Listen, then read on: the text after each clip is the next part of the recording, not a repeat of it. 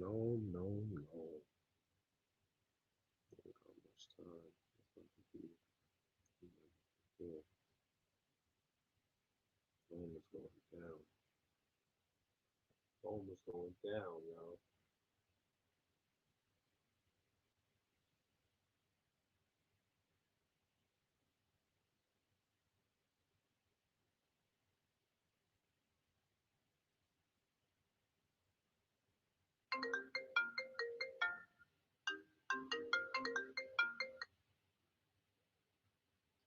So, phone's doing a lot right now. It's okay. So,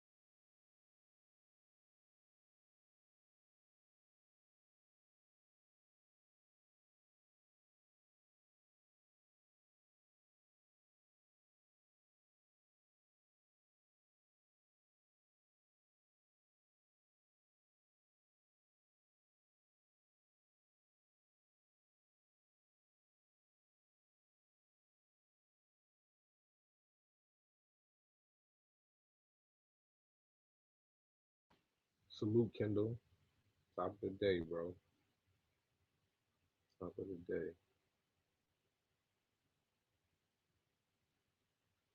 Top of the day. What's the word, man? How you feeling? How you feeling? Who y'all got today? Tell me who y'all got. Word. Tell me who y'all got today.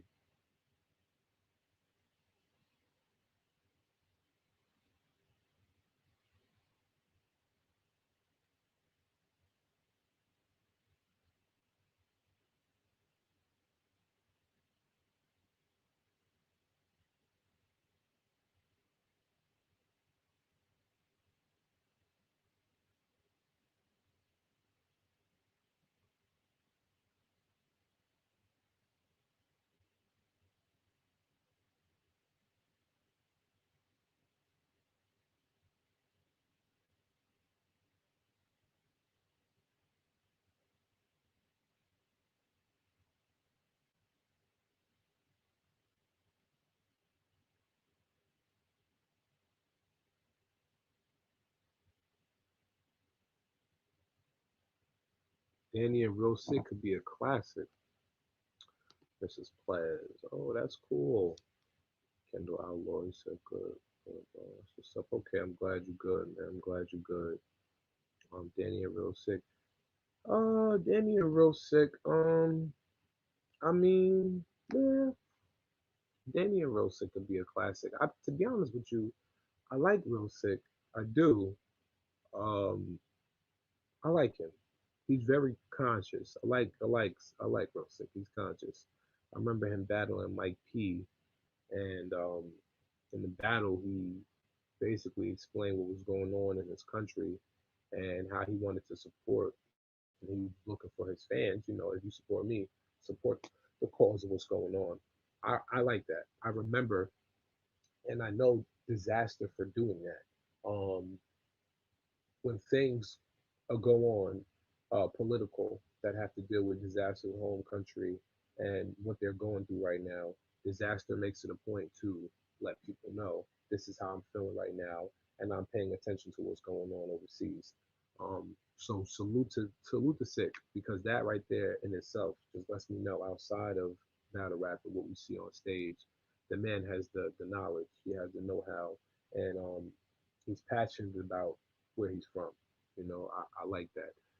With knowing that, and knowing how skillful Danny Myers is, Danny Myers is very skillful and creative. He's older as well. So, what I feel will happen is Danny Myers will see, as usual, every single thing that he can see, put it in his multi universe, and then dissect it from there and say, okay, this goes here, that goes there, this goes here, that part of you goes there.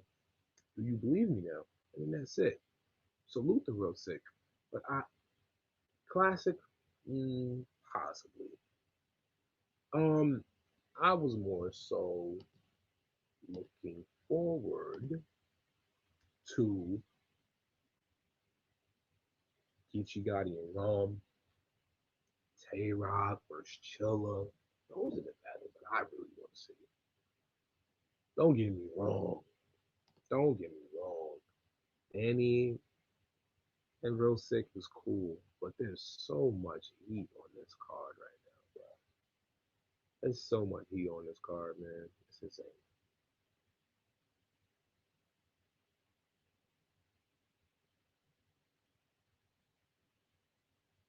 It's too much heat. Who y'all got? Who do y'all want to see battle? Like, but I'm really considering just leaving the stream on all day until the battle start. Like the next 7 hours, I'm assuming. 9 hours rather. I'm about to just leave it on, man. Like rock out. I really want to. Okay, so let's talk about B dot and DNA, right? And make sure you share this stream, Kendall. Make sure you share this stream. B dot and DNA, right? So here's my thing. Why B dot for me is,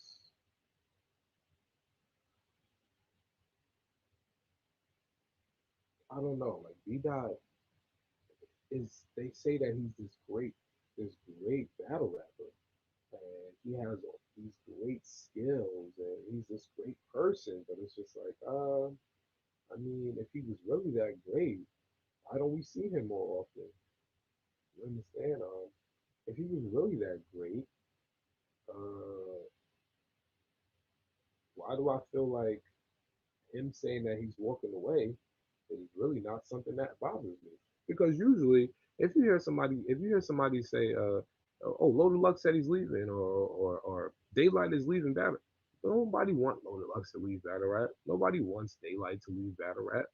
But B Dot, you can leave Battle Rap. Ain't nobody gonna be upset if you leave B Dot. It is what it is. Nobody's gonna be pissed off if B Dot decides, oh, you know what? I don't want to do Battle Rap no more.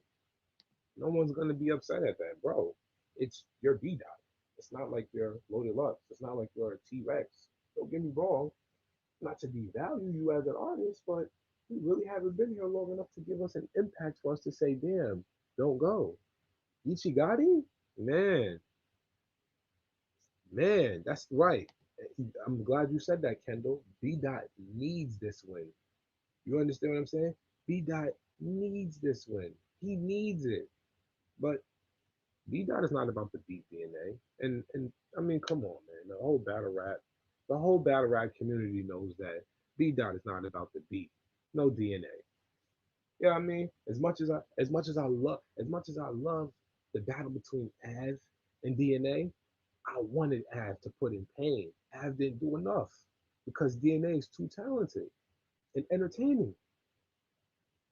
He's too talented and entertaining. As much as I wanted Av to win against DNA, Av could not pull it off. And I Doubt B Dot's not gonna pull it off. B Dot's not pulling it off. It's B Dot's not gonna pull it off. I'll put money on that. I'm on the bet. I'm on the bet. My Cash App is lit right now too. I'm willing to bet. Y'all want to put money up? We can put money up. We can put money up. I'm taking all side bets. We can do all side bets. James King, salute, salute. Right. Now, that's my issue with B Dot. What you mean you don't want the crowds back?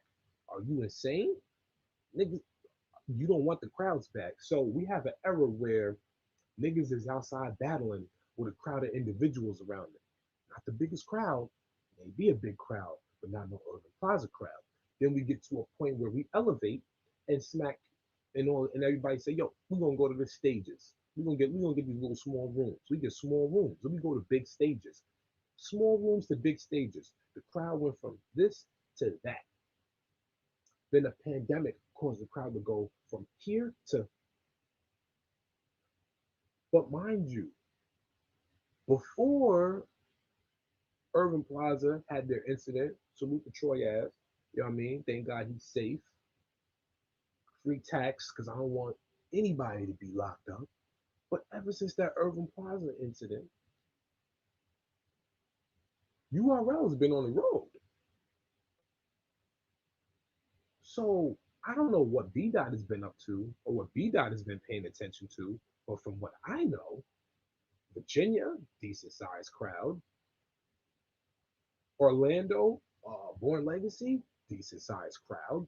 Greasy was out of Florida, putting in pain, battling 2018, 2019. But B Dot doesn't want a crowd. When I hear an artist say that, it's like, who are you? Do you understand? Like, the crowd will expose B Dot and he knows it. Right, right. This is what I'm saying. If you're gonna leave battle rap, all right, brother, all right, neighbor, you can go. You can kick rocks. You can go. That's what I'm saying. DNA is going to kill him. DNA is going to cook him. DNA is going to cook him. He's going to get chopped. So next, who else y'all got, man? Who else y'all got? Who else y'all got? Geechee Gotti Rum Nitty. That's gonna be amazing, man. Geechee Rum's gonna be amazing. Salute the game leaf. Salute to game leaf. Okay, gas, gas, gas.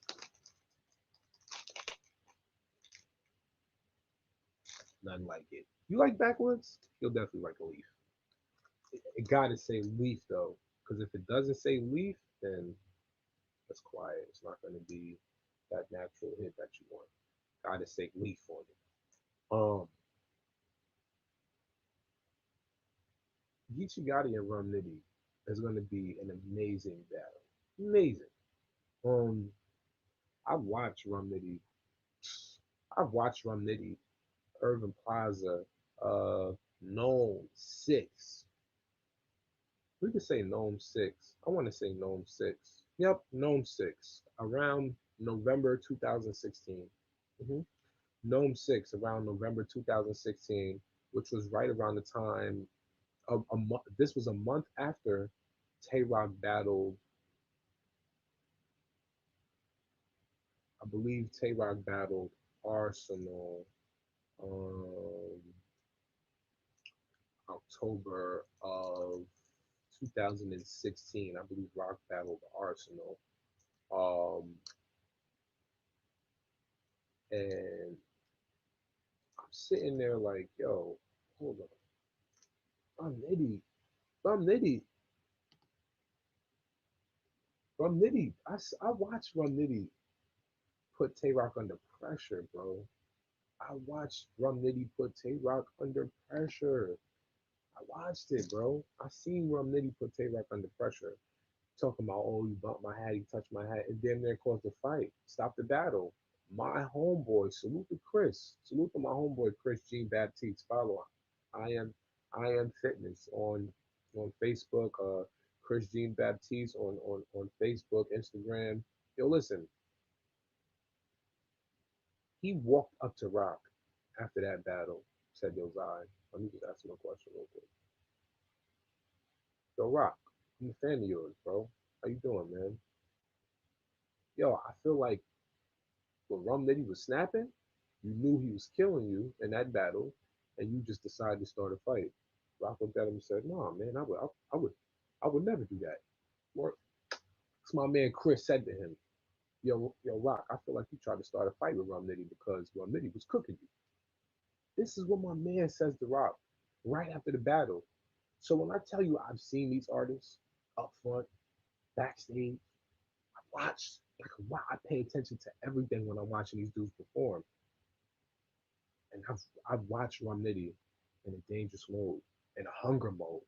You understand? We have been so used to seeing Rum Nitty in this great spot for years because he's been floating through, killing everybody. And fear will prevent a lot of people from even trying.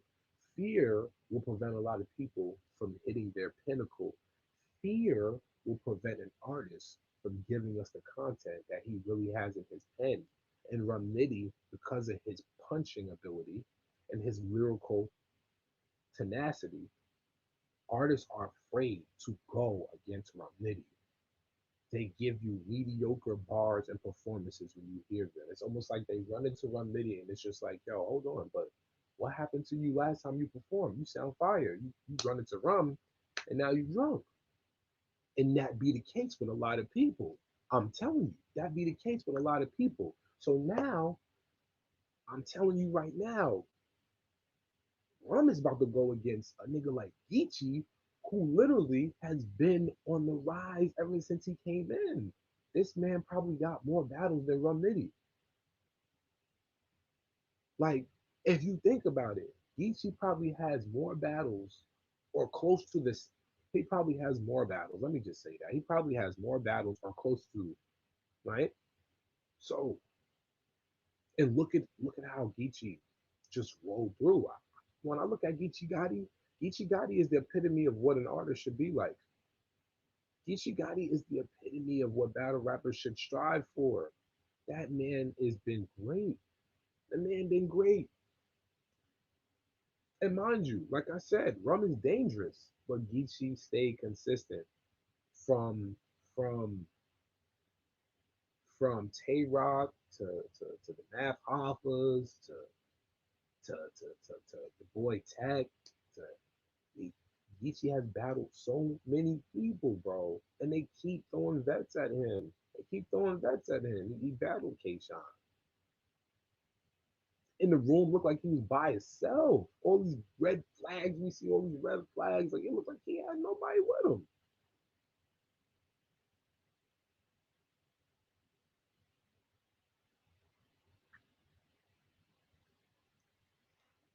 He, yo, that's a fact. Geechee's a problem. Geechee is a problem. He's a problem. I already know. I already know.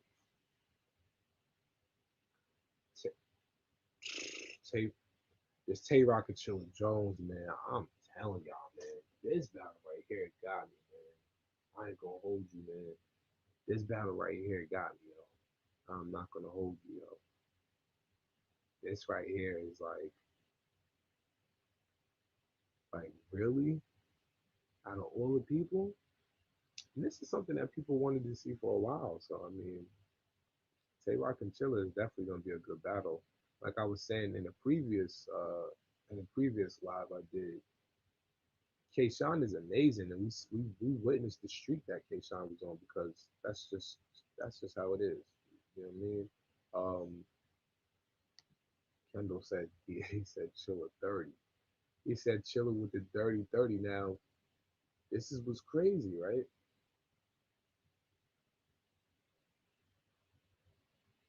What's scary is that somebody like Chilla put the brakes on Kayshawn. Not saying that Kayshawn said, I'm not battling no more, but Kayshawn had to reevaluate, and he said it. Not in those words reevaluate. But yo, I need to go back and sit down and go over some things because I was really ahead of myself. I was really full of myself. You know what I mean? You got it. You got it. You got it. That's what he kept saying. You got it. And you could tell. You could tell that competitor inside of K Shine was tight. You could tell he was tight. He was pissed. He was pissed. You could tell he was mad. That competitor that's inside of K Shine, he was mad when Chilla said, "Yeah, you look like you're comfortable when niggas put wires on you." And crowd goes crazy. How could we not go crazy over some shit that just happened in front of us? The nigga made a ball over something that just happened in front of us. That is the scariest artist to ever stand in front of. And I rarely talk about Chilla Jones. I rarely mention this man's name because Chilla is one of those, when they say the unknown factor, the it factor, no, no, that is one of the it factors. Being unpredictable. Niggas will never predict him to just pick something out the room and use it against you. You getting wired up, and the man says you look comfortable with someone putting wires on you. How do, how do you combat that? But then again, how do you combat Tay Rock, who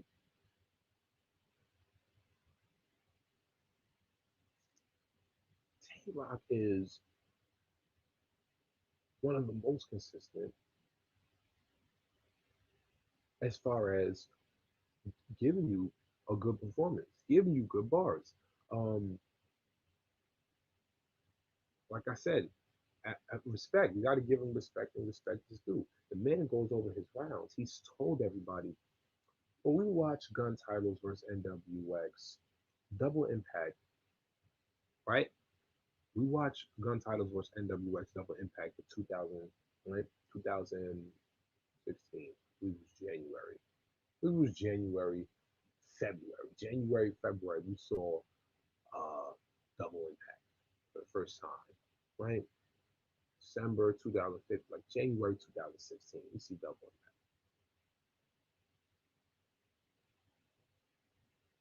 Was it 2007? I might, okay. That might be 16. I believe so. I believe it was 16. It was after A Perfect Day to Die when Tay Rock battled John John, but it was before the Highline Ballroom. Yeah, so it was like January, February 2016. So Tay Rock he had a good year that year. He was battling everybody. But check this out. Rock is a great artist, man.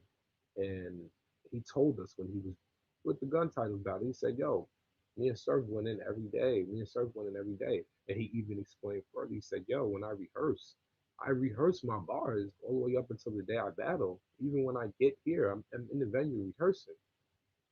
Like, so you understand what I'm saying? Like that's that's the kind of artist that that's what we want in battle rap as fans, as people who are ticket purchasers and event buyers, and we donate our money and we put in our time and investment. You want to make sure that these people that you're watching, these entertainers, these artists, these MCs, these masters of the ceremony, you want to make sure that these dudes is giving us their full abilities. Because when we go out and work, we're going to give them every dollar amount they ask for because we can't get into the stream unless we pay every full amount of dollars. So why would we have to sit back and accept a half-ass artistry from people that we paid our full dollar for? And Tay Rock is a person that I honestly believe is one of those artists who makes sure that he gives us all and try not to disappoint the fans. That's why he has diehard fans till this day. You understand what I'm saying? So I appreciate that from him as a fan. And I feel that all in all, with Chilla Jones being this amazing dude, Chilla's fire. I feel you. But that still don't take away from the fact that Tay Rock is dangerous too. I just want to see the battle. I really just want to see. I just want to see what the outcome is going to be. I want to see what's going to be said. Right now, if I leave it, now I may step away from this computer for like 10, 15 minutes. Don't mind me. I'm just gonna going around the house doing stuff. Like I said to y'all, I'm gonna leave the stream running. I'm gonna rock out with y'all for a few more minutes. Y'all tell me who y'all want to win. If y'all want to call up right now, let me know. I will give y'all the number to call up. Um, if y'all want to join the stream, feel free to join the stream. You can do that as well. Um, but yeah, if you see me get up and move, I'm just gonna leave this here. I'm gonna let it run, but you know what I mean. I'm just handling some business in the background. Don't even worry about it. Okay. T Rex versus Easy. What we doing with this? What we doing with this? Rex versus Easy. How we calling this? Rex versus Easy. How we calling this one? Because as far as I'm concerned, man, if Rex mess this up, it's quiet for Rex. If Rex mess this up, it's quiet for Rex. And I just listen. Damn, Kendall Rufus. Hey, see, I got my gas. I'm about to get right. About to get right for y'all. See, I got my gas. Kendall is ruthless. He said he didn't even think twice about it. Damn. He didn't even think twice about it. He even 2-1. Shit. He didn't even think twice about it. Easy 2-1. I mean, listen, man. Listen, man. Rex can't fuck this up. That's all I'm saying. Rex can't mess this up. He can't. Rex cannot mess this up. There's too much on the line. Then you give Rex the first round. Nah, don't say that. We're not gonna give him the first round. Don't say you're gonna give him the first round. You don't think he gonna work for it at all? You don't think Rex gonna work for it at all? Like, just that's it. You just think it's just gonna be a walk in the park. Like,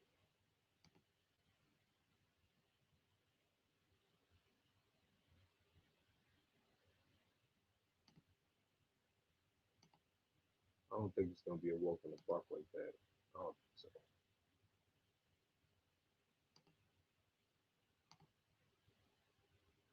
I think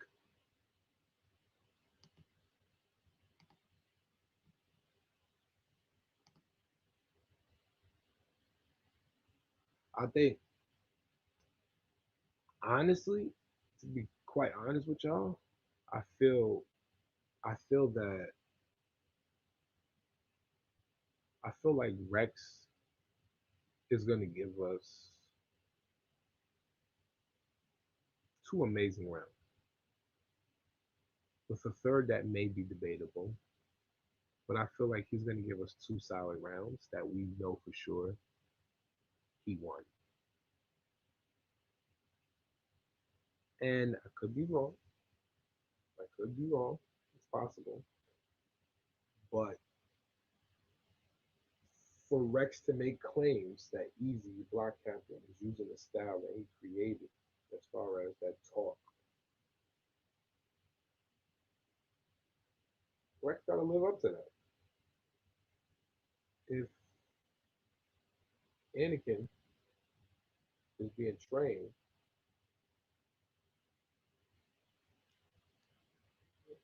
Qui-Gon Jinn, Obi-Wan Kenobi, they say, hey, this guy right here, he was trained by us. But you always train your students to be better. Rex is claiming that Easy has a style that's similar to his. You got this from me. I'm the one that talk about the 12-12 skinnies and putting in work and going over here. Well, Rex is my man. But Rex, you gotta back that up, Rex. Rex, you gotta back that up. You gotta do that for the home team. You say he's still living off that total slaughter win. I mean, that was a good win. But then you gotta think about when he battled Averb. That wasn't total slaughter. When Rex battled Verb, that wasn't total slaughter.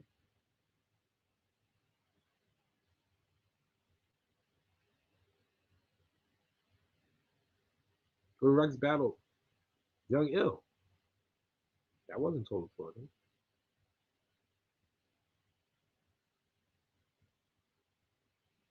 That was Battle Rap America.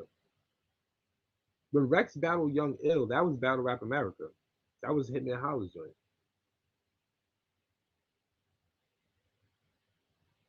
Okay, I could add a few more battles. I mean, yo, Rob G, salute, salute.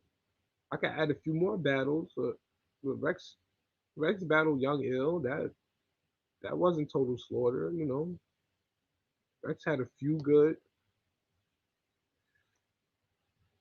Rob G, salute. Yo, Rob is my god, man. Rob said, "Did you hear any of Rex rounds?" No, I didn't. I haven't spoken to Rex I haven't spoken to Rex in a few weeks, bro. I haven't spoken to Rex in a few weeks. Like right around the time they started going to Cassidy's house, he hit me up, but I was too busy, man, doing shit. I haven't heard his rounds. I didn't even call him, listen to his rounds. Like he didn't call me like, yo, Zai, you trying to hear these rounds? Like when Mook was getting ready to battle Rock, that was like I was able to sit down and hear his rounds nice and clear. So I was like, damn, that's what you're gonna say to him? I was like, yo, what can he say to that? And I mean, he could say whatever you wanted to say against it, but the fact that that's what he was gonna say to Rock, I was like, Mook. Like Mook called my office, it's talking or whatever. He's like, yo, what you doing in the background? I'm like, I ain't doing nothing. He's like, you not live streaming? I'm like, nah. He's like, yo, I bet. If you whatever you doing, mute the computer, mute the microphone, mute it. Nigga Mook just start going off. I'm like, oh, it sounds crazy. Now he's doing it while he's driving. So I hear it. I'm like, this nigga gonna say some fire. Um, yes. I feel like Rex is gonna do good today. I feel like Rex is gonna do good today because he is gonna be looked at insanely crazy if he gets up there and plays with Easy. Like I said, for the fact that he said the style that he's using, how he raps, that's how I rap. You understand? Like I talk about 1212 skinnies. I'm the one that talk about putting in work and going to see Poppy and flipping this and like that's what Rex said. I watched the interviews. Salute to Uncle Rob. Salute the knowledge. 15 minutes of fame. I watched the interviews and Rex repeatedly talk about how he came up with that flow, with that way of talking, that 12-12 skinny talk. So as somebody who's close to Rex, I want Rex to prove that. If he feels like Easy has a style that he developed and he's better with it, all Rex got to do is prove it. That's what I want to see him do. And Rex knows that, though. I'm not the type of person that's going to sit here and try to dick ride nobody. And listen, man, like I said, listen, man, I can speak to Rex now and tell Rex, that man, he's going to smoke you. If I felt like that, I would just tell him, Rex, you're going to lose. But I don't feel like that. Let me see what Rex is doing right now anyway. Let me text him. I'm going to text him right now. Yeah, Rex. It's crazy because in my phone, Rex's name is Ghost. Rex, aka Dot Mob Ghost.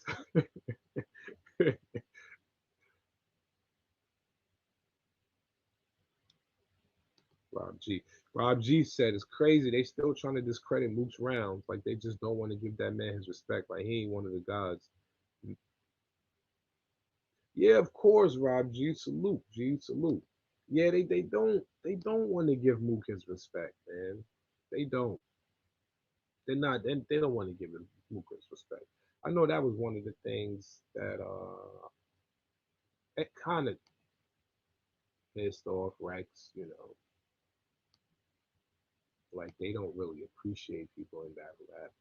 That is what bothered him.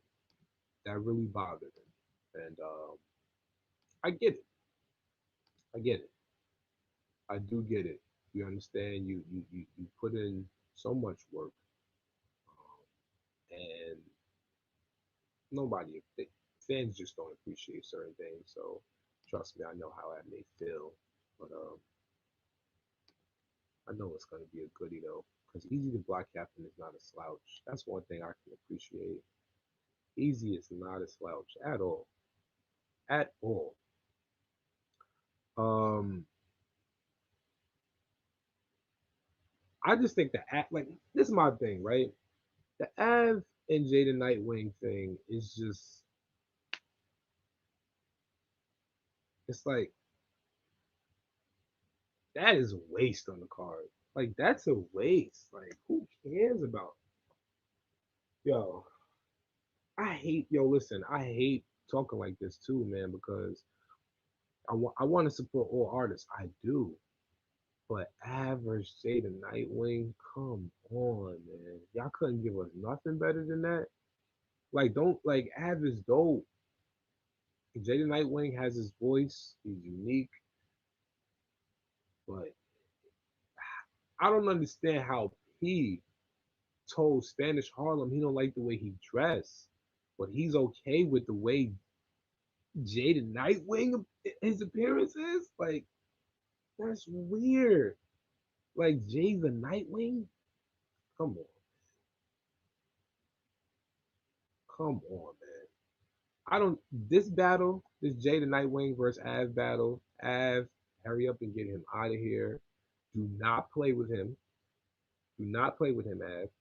Hurry up and get him out of here. Get him out of here. Pack that Jada Nightwing up. He's big. He's tall. He's doofy. His voice is wild, baritone-ish, and he does not have the flow that you have.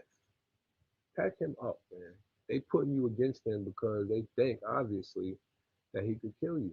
They think that Jada Nightwing could cook you. They think so. That's what they gonna think. Hey, Ray, yo, he said Flavor Flav with the joint. I'll take Flavor Flav. I'll take Flavor Flav. That's fine. I'll hold it down. Somebody said that the other day. Uh, Somebody said something about somebody looking like Flavor Flav, and they was on. They was mad as hell, pissed. Oh, how dare you say I look like that? How dare you say I look like? Somebody said that the other day on TV. Some or no, it was in a comment. Somebody said it in a comment about how they was going through the airport, and somebody said they looked like Flavor Flav. Bro, when I tell you that shit had me tickled. The way they responded, because it was funny. Like, yo, look at this dude right here. That's not. Let me see. What other battles we got? What other battles we got? Yeah, DNA battles today. You see it right there. As a matter of fact, let me increase the screen for you right here so you can see. Let me increase the screen so you can see. But yeah, as far as the B dot, I spoke on that, but like I said, I don't I don't really care about B Dot, man. I don't really care for him, man, because he's like, that's like I hate when somebody comes to the battle rap world, comes to the battle rap community, and new artists come, and people put them on a certain level, but then they say shit like, "Oh, if the crowds come back, I'm done. I'm not battling." So don't battle. Nobody cares about you. That's my thing. Don't sit here and talk to us like you're worthy. Like you're that worthy for us to. What we supposed to do? Beg you to stay? Leave, nigga.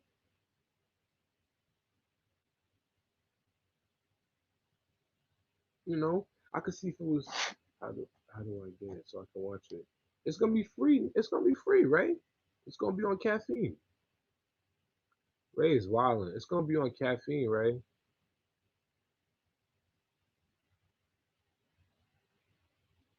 That's where you gotta go. Caffeine. Pull up on caffeine so you can see it.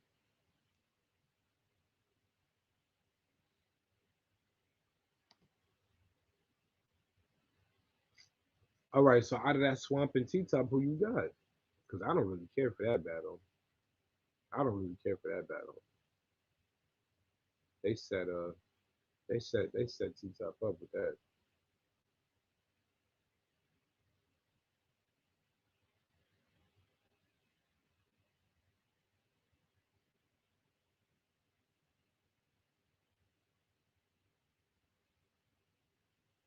Then they got Swamp gonna go get him.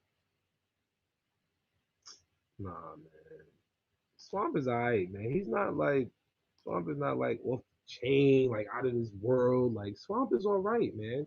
I feel like he still has so much more to prove. Like as does a B Dot, as does a Real Sick, as does a Lou Castro.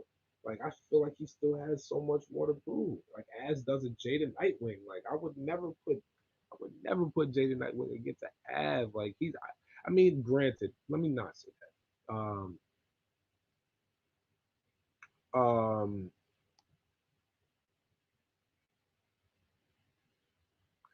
okay, Rob G. He said I'm over that Swamp and T Top battle, and it's not happening today because Swamp got booked.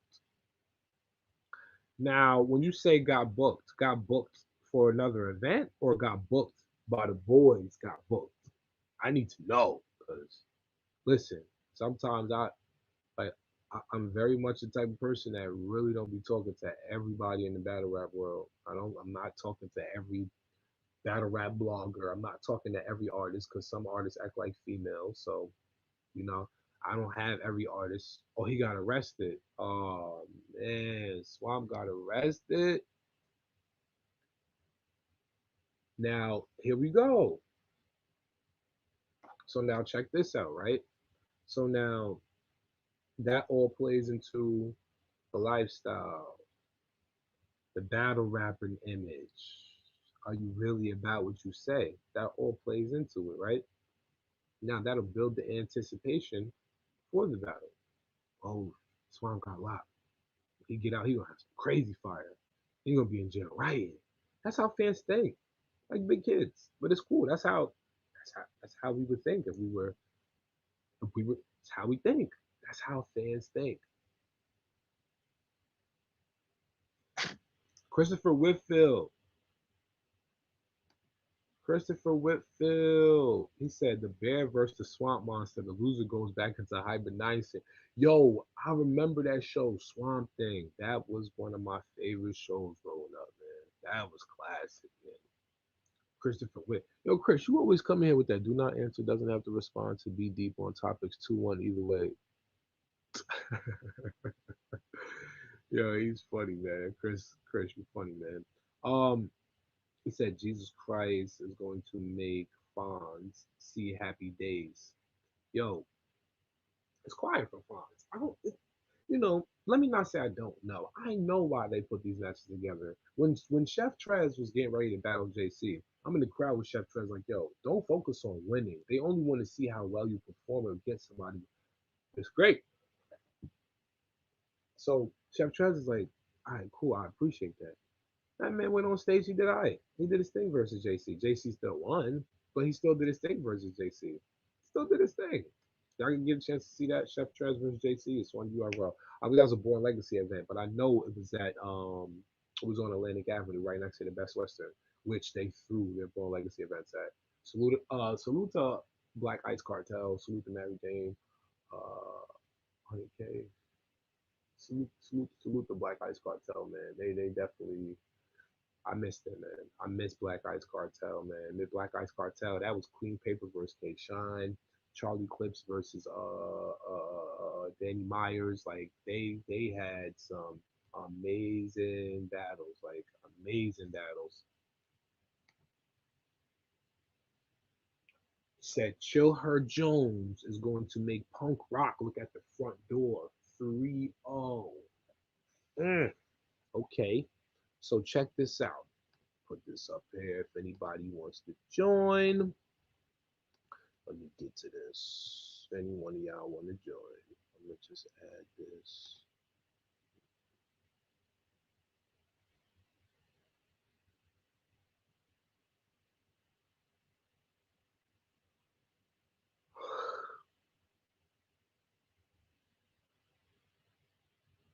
Yeah.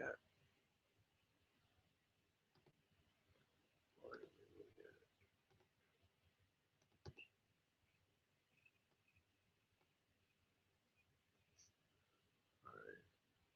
here we go. Here we go.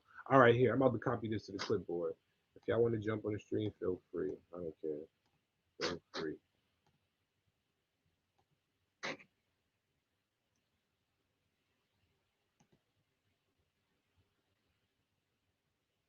That's the link right there. If y'all want to jump on camera and talk your talk, feel free. Feel free. That's the link right there. Y'all want to call up? I should put the number up. Like I said, I'm about to just let this run. 'Cause Wi-Fi is on 1,000 right now. It's amazing. So I'm about to just let it run for all day. Son is being silly. Christopher.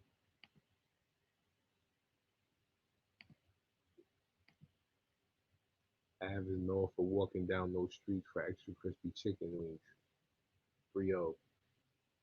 Yo, why is he being silly though? But that's funny though. Jay the Nightwing, chicken wings. Yo, you silly, Christopher Whitfield. Christopher Whitfield is silly as hell. Let me end these joints. Move, move.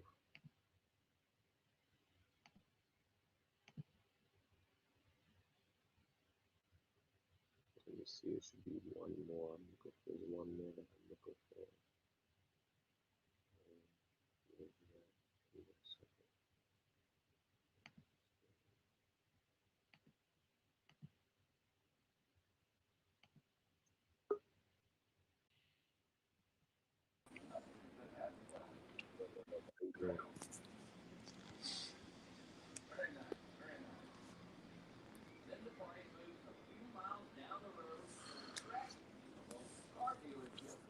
Top of the morning, brother. How you doing? Yo, yo. What up, son? Chilling, man. Good How, morning. how you feeling, brother? Everything is good? Yeah, everything's nice and peaceful, man. Just staying on top of everything. Rome is Shit. today, and Rome is today. It feels like it's gonna be a good day.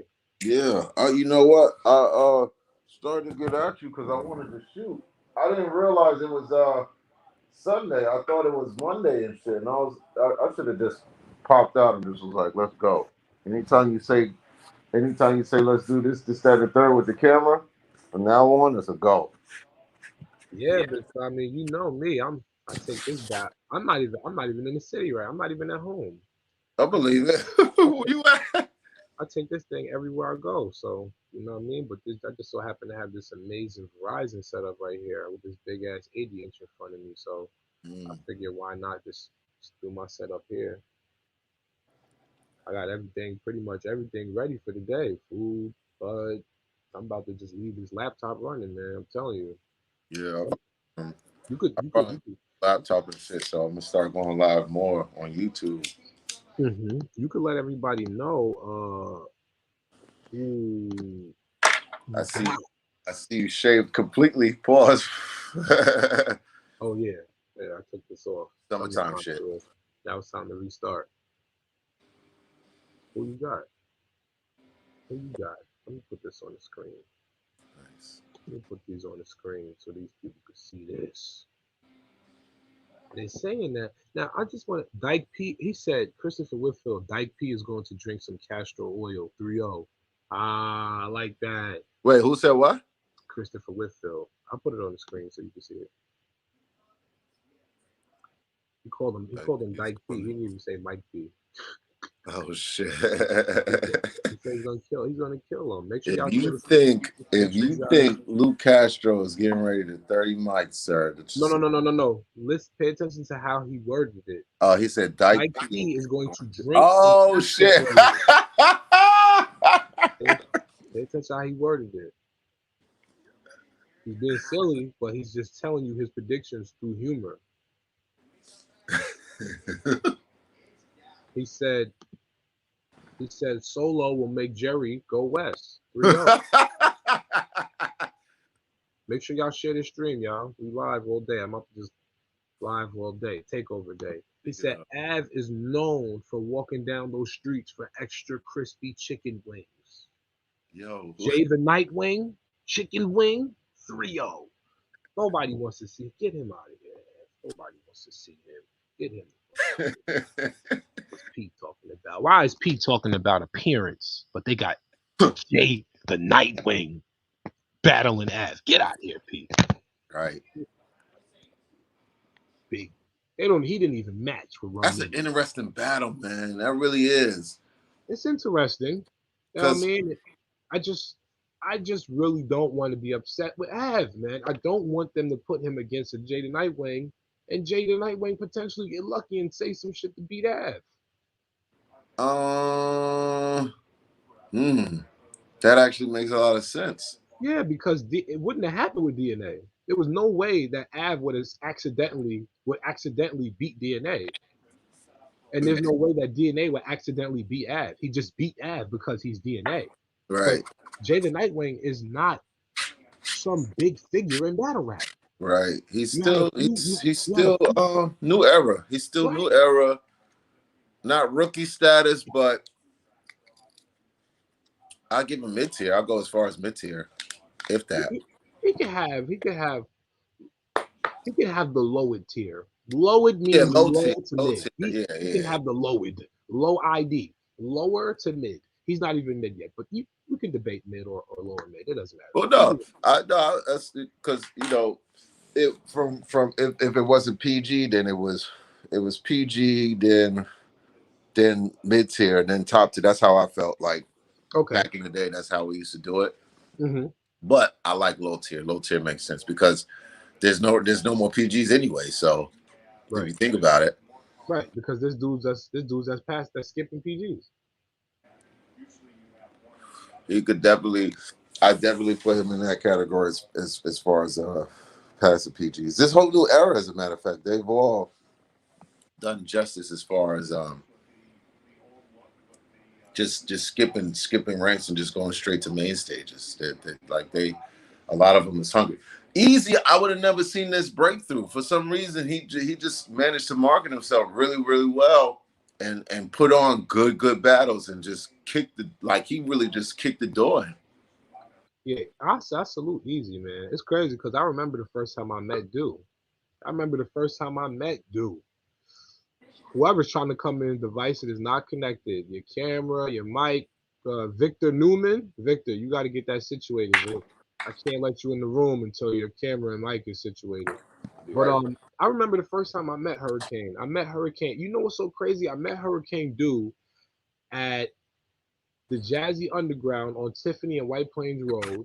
I believe it was Frank. It was Frank White versus Lady Beatrice that night. That Mm. was an amazing battle. That was an amazing battle. Frank White versus Lady Beatrice. It was in the Bronx. That I met First Lady Flames before I met Jack Boy. I keep telling people that at that venue, that same venue, I never would have thought from the time I met Hurricane up until now. Mm. I remember when she hit me up one day. She says, "Zaire, this is the bar for bar thing." She said, "You do bar for bars too?" I said, "Yeah, I mean, I seen people doing it. I figured I would try it because I don't like the way people do it. I feel like they don't put enough emphasis into their bar for bar. They don't put enough, to get the people into it." That And is you know what Hurricane said to me? She says, "Yeah, I understand. I understand you want to do the bar for bar, but for the sake of Easy and him being great on YouTube, can you not do it?" I said, what? "Yeah." Oh, wait. I mean, listen, I pull no punches, man. Facts, I facts. pull no punches, man. I'm gonna give you a story. I'm gonna give you a story. Salute the Rex. Say, niggas don't pull no punches. Story's a story. Rex breaks news every time he get on the camera. Niggas be like, "What? We didn't know that." But Yo, Rex is getting ready to make history. He, so I couldn't believe it. I said, "Damn, you want me to?" But then I thought about it. I said, "Wow, here we go. We got this amazing woman. Salute the Hurricane Do. She wants Mhm. to make sure that this man is good when it comes to his business and moving forward." I respect that. I respected it. I said, "You know what, dude? You got it." Because that's like the president's wife going to somebody and saying, "Hey, yo, listen, my husband's about to go and do this. I need you to keep it easy. You know what I mean? Until we're done with the campaign." I respect that. Respect that. Yo, Victor Yeah, Newman, Hurricane salute. and Caution. Good morning. What up, yo? Peace, gods. Peace, gods. Peace, Hurricane peace. and the lady Caution, man. They stick up for their man, bro. They don't play around. Oh yeah, most definitely, most definitely. But yeah, introduce yourself, brother. Where you from? Shout it Yo, out. Top of the yo, morning. Yo, yo. yo, yo. What up, son, I son? just got through, y'all, man. I'm just saying what up, man. Okay, To you, salute, brothers. salute, salute. Who you got winning today, Vic? Hey, yo, man. I got Danny taking 2-1. I'm going with Rex 2-1 for the old heads, man. I gotta do it, bro. For the Ah, smack. I yeah, gotta yeah. do it, bro. I gotta do it, B. For the smack niggas, man. You know? Got to, got Rex to. 2-1, man. Fuck it. I can't see it no other way. But yo, I really want to see that Fonz and JC, man. Mm. Yo, I ain't seen JC in a few months. They was talking spicy on the face-off yesterday. Oh yeah, Oh, they Both was of them. talking crazy. They was talking I spicy. like And that JC, last night. JC, not you think JC would really usually is humble on the face-off. He was going in on Ab. He was like, yo, I like that though. That energy, that's the energy niggas been waiting to see from home though. yeah, exactly. Like Fonz, he come with smoke anyway. He want to smoke because he's up and coming. So and You know he's what? skip. He skipped the ranks real fast. But JC, like it's gonna be a battle of the pen. But I got JC taking it 2-1 because Fonz he get in there like the way he was talking versus Ab gentleman's 30 him. You know what I'm saying? And I like it's different. It's different. And these dudes, Yo, they keep forgetting that these is vets. Like these is 10 years plus dudes. I think this gonna be that one, man. A lot of niggas sleeping, but these two right here, this one, man. That's the one I want to see, B. For real. I got Fonz 2-1, but it's a Ooh, debatable because I don't really like ooh. going against JC, man. JC is a real battle rapper. I like his style, but Fonz be talking that shit I like. Two Yeah. one Fonz. Yeah. And see that's a cripple for JC because he's unbelievable, to be honest with you. You know what I'm saying? However, he's overcame that and he's been able to deliver properly. But again, you still got people like Fonz who talk that shit, and it's like it's Talk just that different. shit. Man? You So feel it. it's gonna come down to what you like to hear, you know. On this one, JC can't be doing none of that shit where we gotta wait for the video to catch them bars, man. If we can't catch those bars off the rip, man, you lost. You know what I mean? That's how I feel. That's a fact. That's a fact. Cause that none one, a lot of bars went over niggas' heads, man. Niggas ain't understand them shit till after. You battling Yo, Fonz get to the point, to the punch. He gonna be aggressive with that nigga, man. How none y'all? is he's crafted real well. I love the way he puts his shit together. None just gets better and better and better. Yeah, yo, I agree, bro. Yo, West McCoy, no, none of them show off. His last three battles, though, you got to give him. He elevating his last three battles. That's what you want to see in a nigga. That's a fact. Hold on here. I'll be right back. the niggas, yo, Christopher Whitfield is hilarious. He said at least there's not a Noka card, Night of Choke Artists. Hey, yo, I don't know why I don't like card, man. For it, man. For real, I'm for it, man.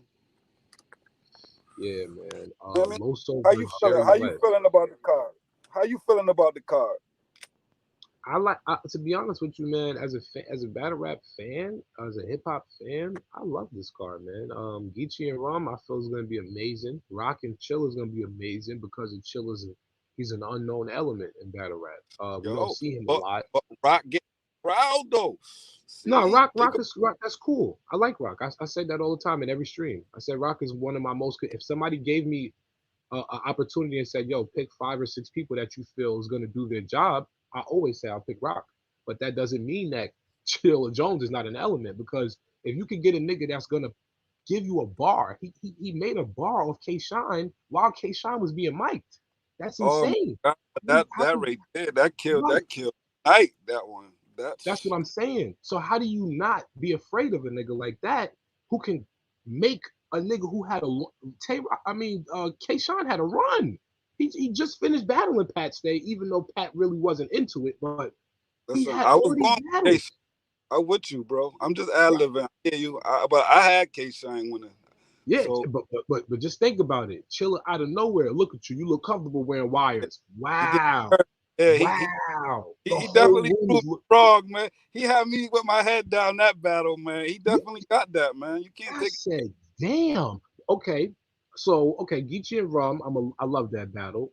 Okay, Rock and Chilla, I love it. Rex and okay, Easy's gonna be fun for me okay. because if Rex loses, I'ma personally have to put the camera on him. Like, yo, bro, we gotta talk. Listen, we gotta talk.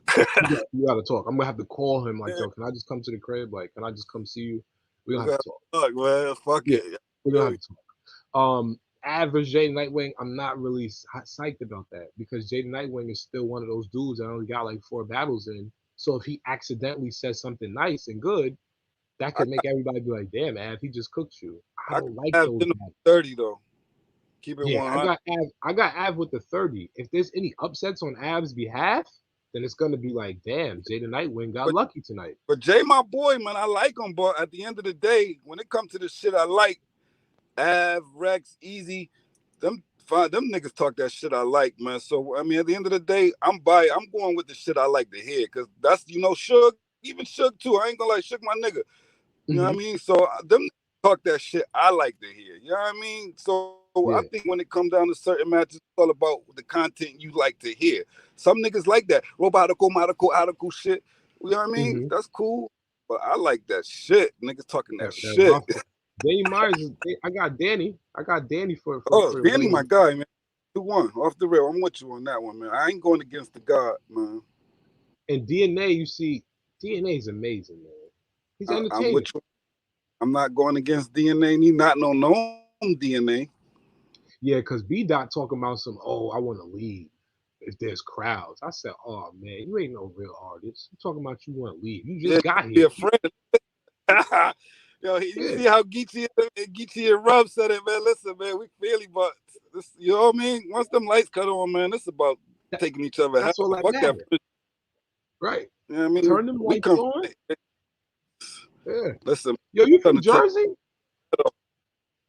That's why I love the show off murder battle, because that battle right there shows you how it's supposed to be done. Them niggas is bros, like they bros. They went Right. in there, got that shit off, and them niggas gave the ultimate respect after. That's how you battle, my nigga. If you battling your boy, you battle like that. I don't want to hear Right. none of this. This my shit. I'm gonna have the respect. You know, nah, nigga. We want to see violence. He was right when Right. he said battle rap niggas want violence. We want to see violence, nigga. Right? I'm lying. Right.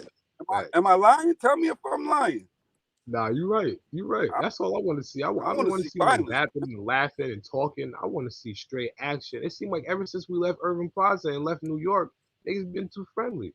That's what I keep saying. The crowds, man. We need that era back. Like, yo, when I went to Max Out, that shit was it was the feel all over again. You know what I'm saying? Max out was the Cassidy and Hitman. Yes. Yo, bro, I'm so tight that you did not get no like, bro. You that line? Oh my god. When is Max out too? It's July 11th. I I'm need to go. actually Yo, I got not a The far. tickets are cast. on sale now. They say I'm getting there before the time. That line is stupid. What'd you say? Rob G said ATL crowds are terrible. Salute Rob G. Let me explain something to you, Rob G. I am I very like it. much a videographer who loves to work for endless hours. I just did a party at the Yacht Club on 30th, 5th on 530 on 500 East 30th Street at the Water Club, Uh, 150 guests for about 6, 7 hours straight.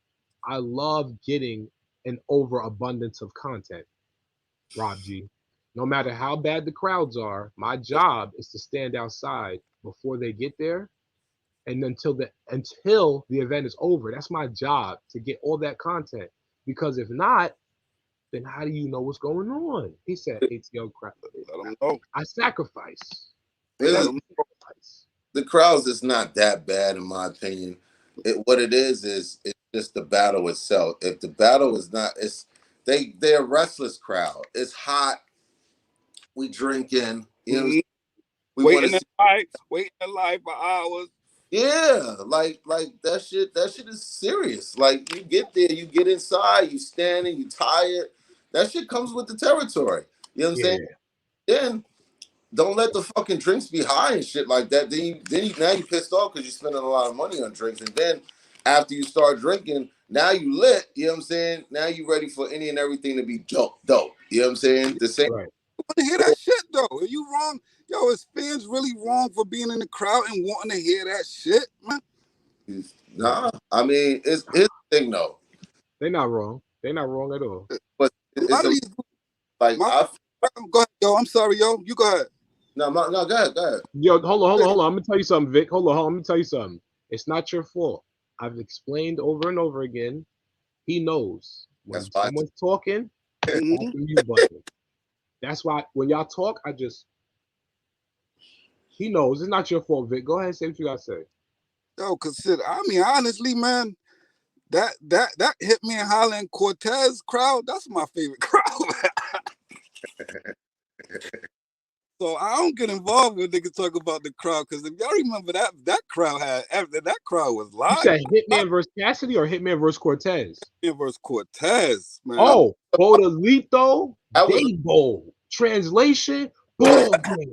He mm, wild on him. I said, oh, I just Yo, came remember home. even Smack was arguing with niggas in the crowd, man. Like, Yo, I just came home from my bid, and my cousin said, yo, URL has stepped up. I said, what? He said, yo, let me show you these new niggas from St. Louis. They smoking shit. I said, what? having math and verb. Oh, yo, that was Ain't crazy. nobody going. Ain't nobody doing nothing. Ain't no man. Come on, man. Niggas. That's what we know, man. Come on, man. You know what I he, mean? So I don't know he when they said, talk. what? He Man, said, why you treat Math like he Batman and the battle rap is the road to Gotham? I said, oh, that boy sound like he's setting the story up. oh my goodness, man. Cortez tour hit me up that day though. I ain't gonna lie. Yeah, That was a good, it was a good that battle. It Uh, definitely was. Hitman came with some shit, but it wasn't enough though. oh, It wasn't enough. crowd, booing, yelling, out gas better than the battle rapper gas.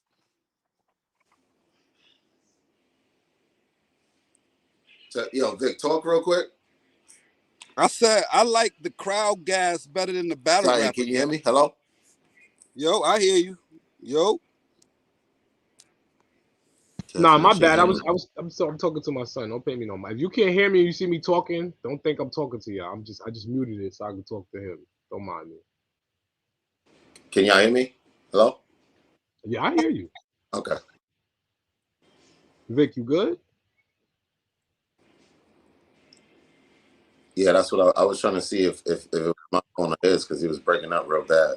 Yeah, I think no, that might have. I'm in the area where it's like that, yo. The Okay. service is I'm in there. I'm in one of them areas, so it Okay, definitely that's could. cool. That's cool. But yeah, crowd gas is way better than battle rapper gas. So I'm gonna take Yeah, the I crowds. I don't. feel that's like crowd gas.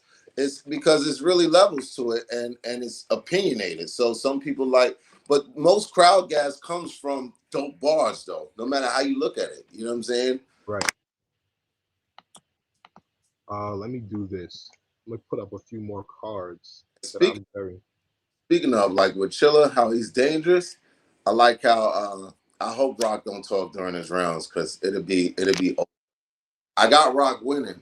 You know what I'm saying? Because Rock just know how to craft his rounds to his opponents. You know what I'm saying? And he could scheme just as well as Chilla, but he can't make no mistakes. He can't. I ain't mad at that, but he gotta be 3 rounds. It ain't gonna be 2 rounds and then a big body bitch round. Not Oh, with a chiller. put that with Chilla. If he does that, then he's gonna lose. You feel me? That's all I'm saying. But I mean I could see Rock winning because they bringing people back. The crowd love Rock, and Rock love the crowd. You know what I mean? I heard they letting more people in this time. I Yeah. mean, this might be something One. different. I'm going chiller 2-1. Oh wow. Okay. Who you got versus B-Dot and DNA? I got DNA. I ain't going against the Nome DNA. DNA 2-1. Chill on some friendly shit. DNA gonna get in there and show home. Shake his hand.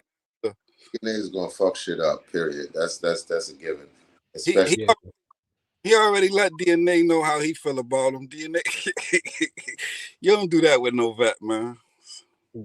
DNA gonna smoke him, and I'm glad he is too. Just because his silly ass said he don't care about crowds, he don't want crowds. Now I want you to get smoked, stupid. Talking about I'm gonna go and I'm gonna retire. Don't talk to us like you done did something so amazing that we gotta beg you to stay. Leave, nigga. You can go. Yo, I hate when I can't. artists talk like you only got 36, you only got 4 or 5, you got what, 4 years in? I don't care. Go. And you ain't put in enough work during the pandemic like you could have, like most of these other artists have, so they can stay relevant. So I don't miss you. There's nothing for me to miss. I can't argue with what you're saying because we come from the era when Rex and everybody was battling the street, man. You had projects and niggas letting butt crowds. It was, man, battle rap was Yeah.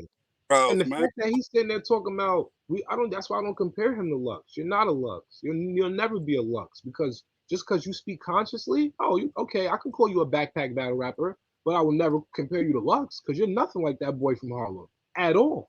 Nobody On can. his worst day. he can rap with Lux, but he can't beat him. You know what I'm saying? Yeah. I mean, That's shit. that's. He can rap with a lot of people. He rapped with Shotgun Suge, but he did terrible against him. Yo, Mm. I got shook win. Mm.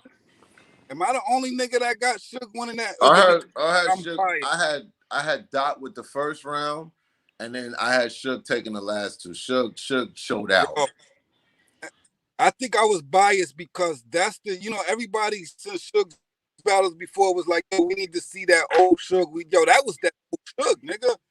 Yeah, You feel me? yo, since Shook battled the Saga, it was over. When he battled the Saga, that's when he got his second win. I like to call it. You know what I'm saying? And it was Mhm. over. And he was just smoking shit after battle after battle after battle. You know what I'm saying? And that's the Sugar that I like. And he still shows up. Even, you know what I'm saying? Like, Sugar isn't a sometime no more. He might have one or two out of maybe 6 or 7 battles. He might have one or two that's bad, I feel. You know what I mean?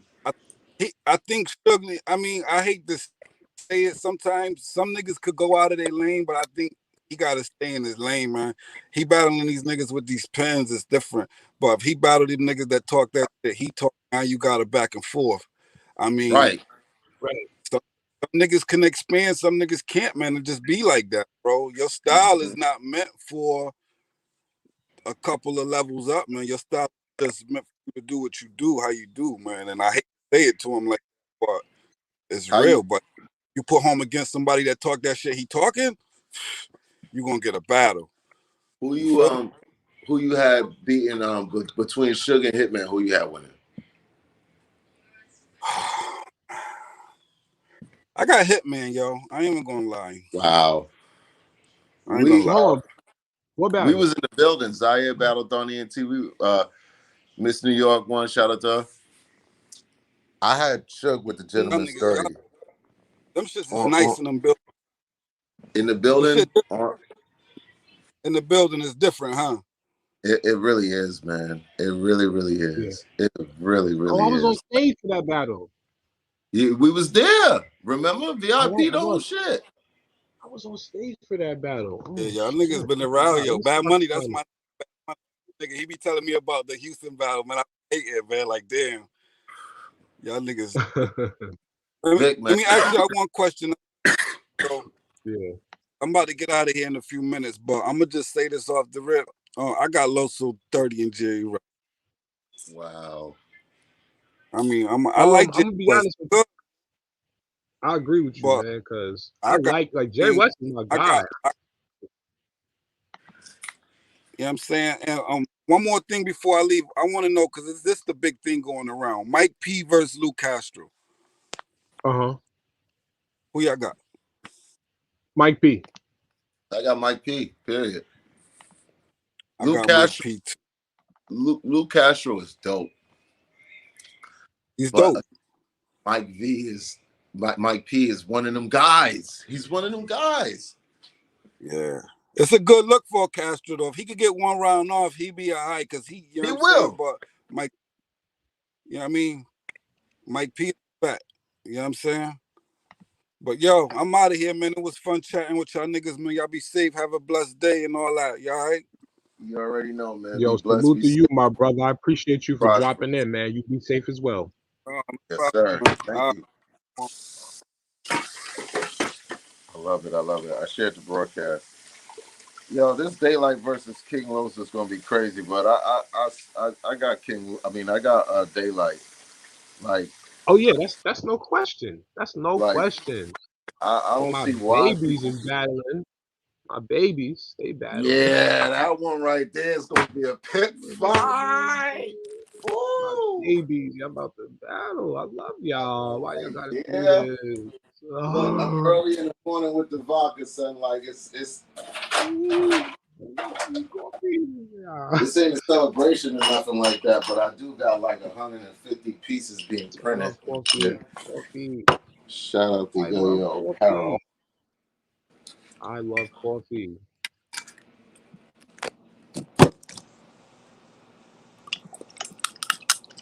I love coffee.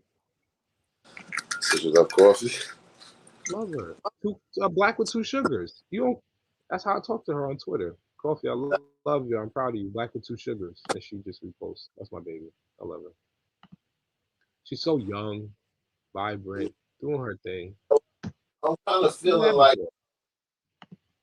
I need to maybe switch up my prediction a little bit because I'm listening to her in my head.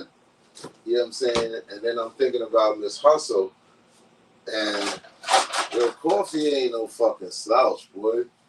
You know what I'm saying? I don't think she rap better than Miss Hustle, but shit, man, she gonna put it on. You don't think so? I don't think she could rap better than Miss Oh, Hustle. I think Miss Coffee will. I think Coffee's gonna smoke as Hustle. like Coffee is still in that f- sound familiar like the other stage. You know what I'm saying? But she's still outclassed a lot of bitches in her class. You know what I'm saying? So when it's all said and done, it kind of makes sense. You know what I'm saying? This battle right here, but at the same time, I just don't think she could rap better than Miss Hustle. You know what I'm saying? Like Miss Hustle is she's just polished better as a battle rapper. You know what I'm saying?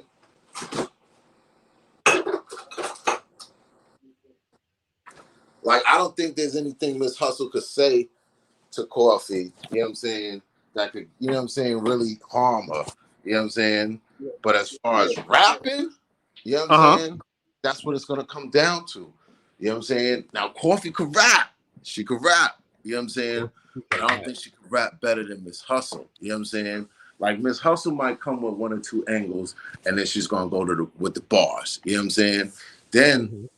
you got Coffee who's just going to attack and attack and attack, and that's what it's really going to come down to. That's what it's really going to come. I'm like, you know what I'm saying? Because it's like you got a vet versus, you know what I'm saying, somebody that's dangerous in her element. Yeah. You know, in her class.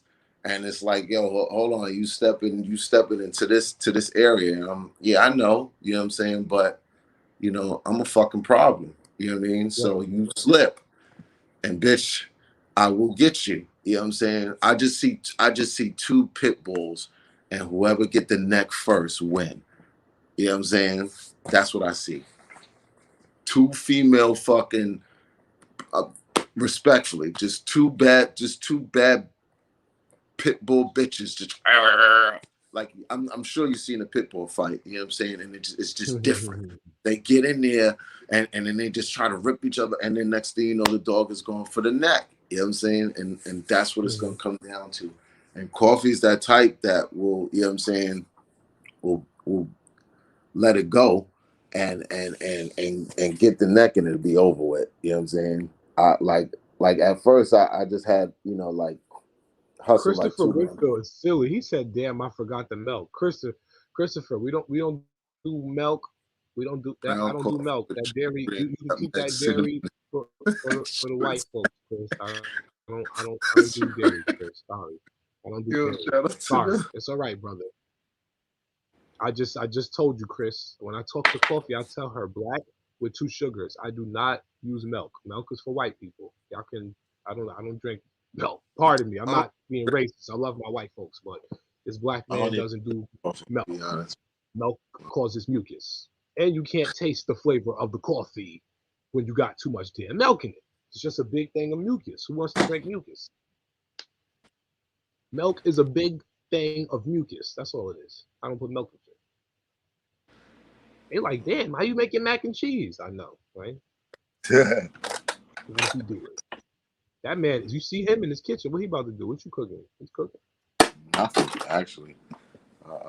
I poured myself a drink, and I don't got no chase. All I got is these cherries and this cherry juice. So I took one more sip, and then I think I'm gonna put it back and act I'm like I about to got do shit to this do one. today. Yo, Woo. you want to say hi? Want to say hi? Or you want to wait till it's your stream? You want to say hi, or you want to wait till your stream? You can say hi. Say hi. Say hi. Young boss Dawn. Yes, sir. Make moves, sir. Make moves like it pops, baby. Keep going. We can hear you. The microphone's right here. This is the microphone. The camera's right Oh, there. uh Got it oh. set on 4K, even though you can't really see it in 4K. It's just HD. But you know what I mean? And this is what I do. I just manipulate the screen from here. Somebody want to talk, if they put a comment, I just click here. And if I want to, I can add any one of social media platforms. So right now I'm streaming to YouTube and Periscope at the same time. If I need to update information, I can do that. And just click and hit save, right? And then I go over into my phone and then I swipe down and reload my screen so I can see if my live stream popped up. Which one is it? There it goes right. Let me see. It's gonna pop up. And there it goes right there. See? Just now it says live, right? If I need to go in, change settings, I can go here.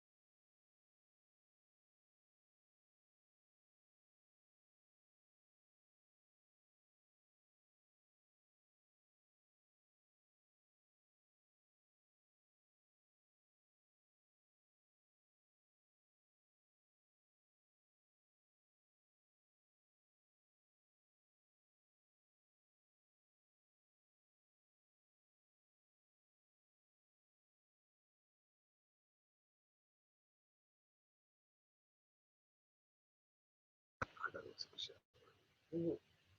You guys, I appreciate you so much. Appreciate you so much. Um, I will be back. I'm gonna let the stream run. Um, Probably give you guys some. Probably throw you guys a playlist. Let me see. Might be. I think I'm just gonna let the stream run, you guys, because I really want to just stay on until Nome. It's probably at like until like I feel like 3:30, 4 o'clock. Everybody's gonna start. Everyone's gonna start coming up. So let me see.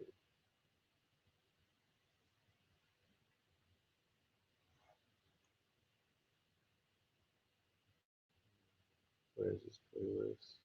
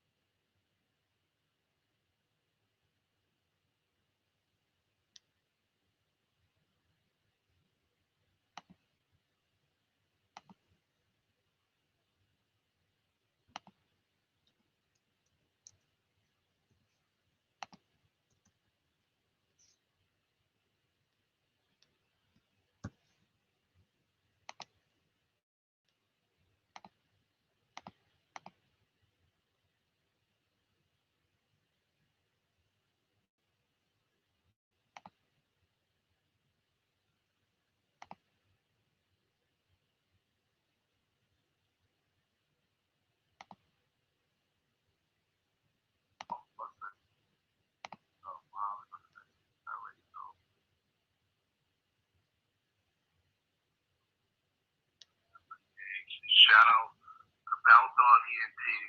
Yo,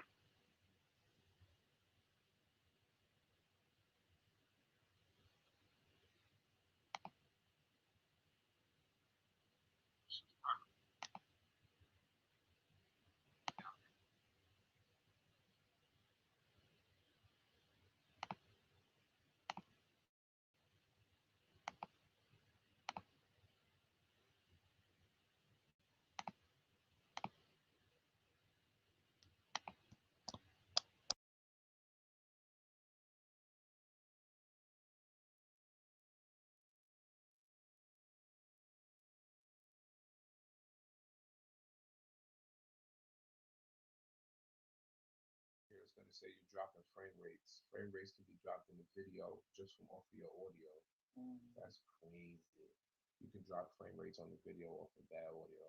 Yes, you can. Yes, you can. They're gonna see it on the screen like, damn, this nigga came back fast with that motion. This nigga came back fast with that motion.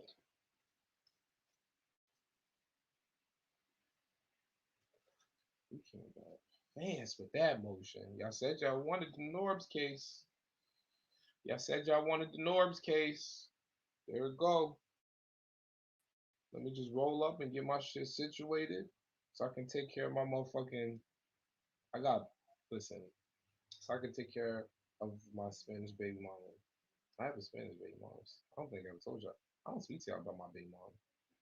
I don't even want to talk like that. Yeah, I'm not gonna talk like that, but that's how I have to say it. My Spanish baby mama. I didn't tell y'all about her. She's my best kept secret. See how Hove waited about Hove waited until Jay Beyonce was getting married, and then he said, "You know what? The reason why I never wanted to tell y'all nothing is because every time something good is going on in a person's life, even those around you that say they want to be happy aren't truly happy. So we decided to tell y'all when we was getting married, exactly when we get married, not any day, anything sooner." And then he said, "Sometimes people aren't as happy for you as they say they are. So I'm keeping this secret close to me. But now y'all know. Thank you." And that was it. I was like, oh, this nigga's smart. This nigga is smart. You got to keep some things close to you. The most precious things, even when you want to tell the world, you got to keep it close. Because sometimes motherfuckers will fuck it up. They say they happy for you, but they not. It's always a conflict of interest. In life, there's conflicts of interest. Not just contracts. Not just contracts and work in life. But give me a second, y'all. Just let me finish this blunt. I'm sealing it. This one got a vein in it, trying to give me a problem. See, double, what up, man?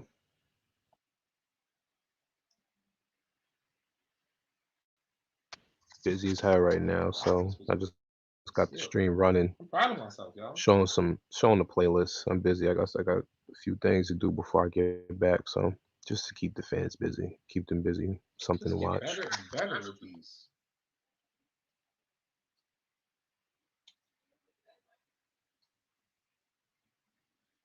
Okay, so here we go. Where you at? We're gonna break down this Norbs case, man. Norbs is gonna do it. We're gonna break down this right here. Let me see. Let me get into it for y'all. All right, here we go. Here we go. The Supreme Court of the State of New York County, right? Diagoberto Vele. Diagoberto Vele. I don't know. I gotta ask Norbs, how do you pronounce your name? I gotta text him and ask him that. Maybe I should text him now. Maybe I should text Norbs now. Norbs, how do you pronounce your name? I can't be talking about these court cases, and I don't have the proper pronunciation. That's how they say it in English. Hi, Mrs. Maslonic. She's my favorite English teacher. The proper pronunciation, Miss Maslonic and Mrs. McCormick. Aha! I had two Micks. I had a McCormick for English and a McAlpin for participation in government. Hello. Do y'all remember high school? I do. Do y'all remember high school? I remember. Mm. So now, Troy Mitchell, aka Smack, with court cases, they give you guys these government names, so it ain't no running from nothing. You are who you are. You are who you are. There's no running from nothing. Uh, don't worry about my assassin. She's like, oh my goodness. You guys, I know y'all looking like, ooh, who is that? We want to get a better view, but due to the great quality and build of this camera, I can blur my background out. So you're just seeing a really light face. You're like, we got to see what that face is, but all you see is this. Boom. We're going to get back to this. So with these court cases, they give out the government names. For y'all who are sitting here watching this and don't know, right? We see this is New York Supreme Court. They give you the index number so you can go and review the case for yourself. If need be, please take notice that attached is a true and correct copy of the decision and order dated March 22nd.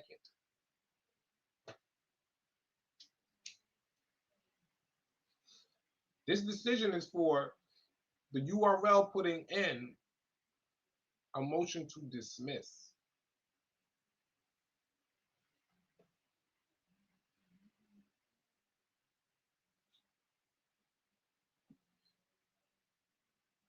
This is the result.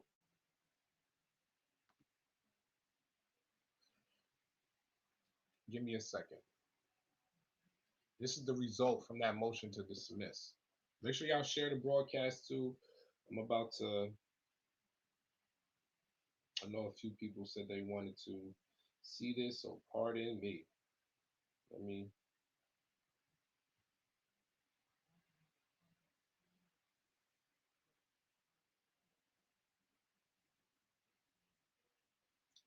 right back. My man, I gotta share it. Just pardon me, y'all. I'm just sharing it.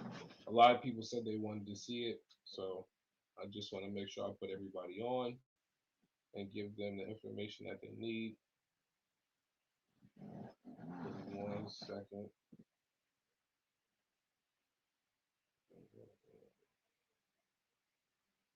Oh, matter of fact, let me send this to Norbs too. Send this to Norbs. Why not? There, Norbs. Let me send it to you too. Send this to Norbs. Make sure y'all share this because I'm sharing it with everybody before I even.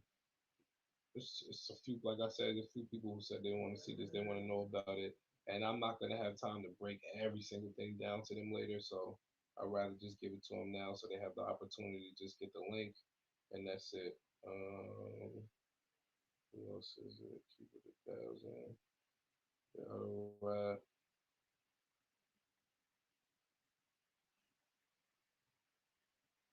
Um, okay.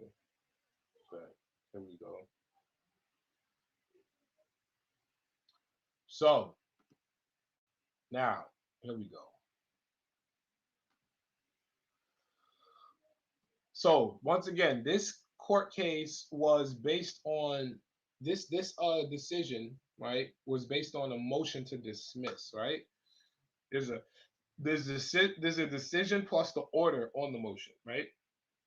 So Honorable Barry R. Ostringer, the court heard oral argument on defendant's pre-answer motion to dismiss via Microsoft Teams on March 17th, right? This action arises out of an alleged oral agreement to form a partnership. The complaint alleges 16 causes of action. I read those 16 causes. I'll read them for you again. I did that in the previous live. I'll read it for you again. Give me a second. These causes are: 1, wrongful dissolution; 2, misrepresentation; 3, negligent misrepresentation; 4, breach of fiduciary duty; breach of oral joint venture of partnership agreement; breach of the implied covenant of good faith and fair dealing; promissory estoppel; unjust enrichment; quantum meruit; equitable accounting; violation of the right of publicity, which is the New York Civil Rights Law, Section 51; 12, conversion; 13 is defamation; 14 is declaratory relief, which will determine the existence of partnership; 15 is declaratory relief of the dissolution by decree of court; and 16 is declaratory relief plaintiff's right to a partnership's property, which are all of these claims, all 16 of these claims actually are meritable for this case. These actually all hold merit. And you'll see why once you get further into the court case. Norbs has a really good team of individuals working for him. I know the URL. They got Viacom and Fox behind them, so of course they have lawyers.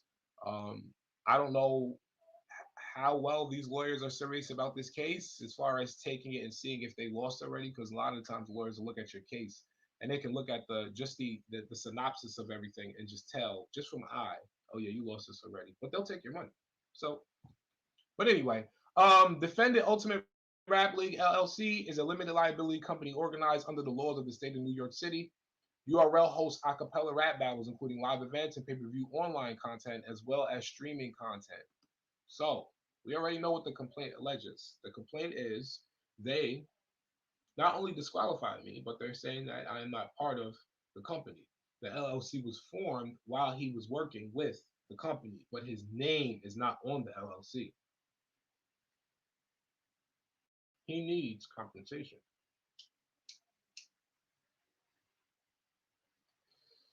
Plaintiff was approached by defendants to be a partner and to form what would become the Ultimate Rap League. Okay? The complaint acknowledges that plaintiff never received a contract in writing for the plethora of services that he was providing to the Ultimate Rap League. He never received a written contract for employment or an employment agreement. Nothing. Let me get to the decision for you guys. Standard on motion to dismiss. Okay, so because they're gonna give you everything. Sometimes I hate law when it comes to these cases, and you're going looking up these case files because they're literally explaining to you why. Before they give you the exact motion, they tell you this is the standard of how we're supposed to break down the motion, and then they give you the motion. So let me just run through this for you guys real quick. Okay. Complaint fails to allege the existence of a partnership. Okay. So where are we at? Okay, page 2. Let's get into the juice of everything. Standard on motion, on a motion dismissed, and the court must. Okay, so they're explaining to you the standard of emotion on how the court must move forward. Court must afford the pleading a liberation construction, accept the facts as alleged in the complaint as true, accord plaintiffs the benefit of every possible favor and fairness, and determine only whether the facts as alleged fit within any cognizable legal theory. So they just basically telling you the URL put in the motion to dismiss. They have to, as a court, justly hear both parties' side of the story and make sure that they give them ample ability to prove all of the evidence that is presented before the court. That's all they're telling you. They're giving them both a chance. So now, when you move further, the complaint fails to allege the existence of a partnership. Okay, boom. Now, this is where they shoot Norbs down. Give me 1 second.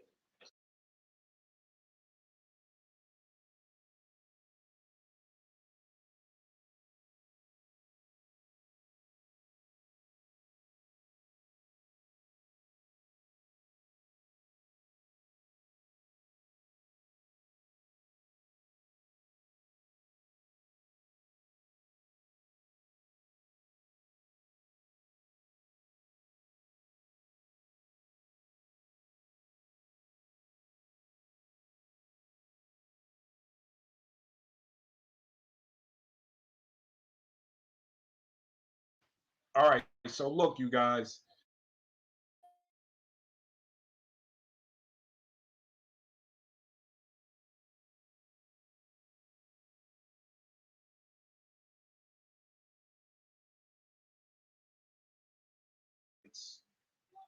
Failed to add him to the LLC. He's alleging that our clients did business with him and he doesn't have any proof of this. And this is what the court is saying. Yes, we understand that they're putting in a motion to dismiss and we know about your complaint, but you don't have proof of an existing partnership. And this is where the courts will say, well, show us why you would believe that you were a partner in this company, right? So the formation of a partnership requires a shared purpose and knowing mutual assent by all parties to the partnership. A partnership is an association of two or more persons to carry on as co-owners of business for profit. Partnership law, section 10, right? No person can become a member of a partnership without the consent of all the partners. So that's kind of like saying, well, if they say that you weren't a partner, you weren't a partner. It's three against one. If they're saying that there was no consent at all, verbal or written, oral or written agreement, then you're not a partner, and that's what they feel may kill Norb's case for saying that they basically kind of like stiffed them and pushed them out of everything, right? But let me get to the next section. Pardon me. Okay, because this is basically breaking down. So all they're saying right there, I know you guys are like, oh, don't skip that, but all they're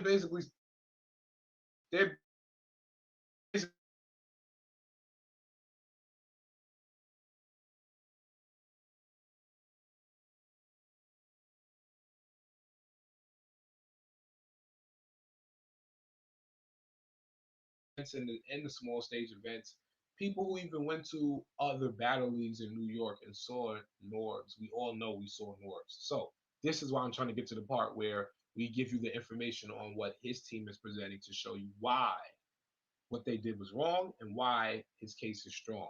Right? Plaintiff's breach of fiduciary duty and quasi-contract claims are sufficiently stated. All right. When they start talking about fiduciary duties, we're talking about finances. All right. A claim for breach of fiduciary duty exists when plaintiff alleges the existence of fiduciary duty owed, right? Money owed, right? A breach of that duty, number two, and three, resulting damages, which they tell you to refer to Jones versus Vorkanzia, which is another case, 125 AD. You can look at that Fourth Department 2015 law.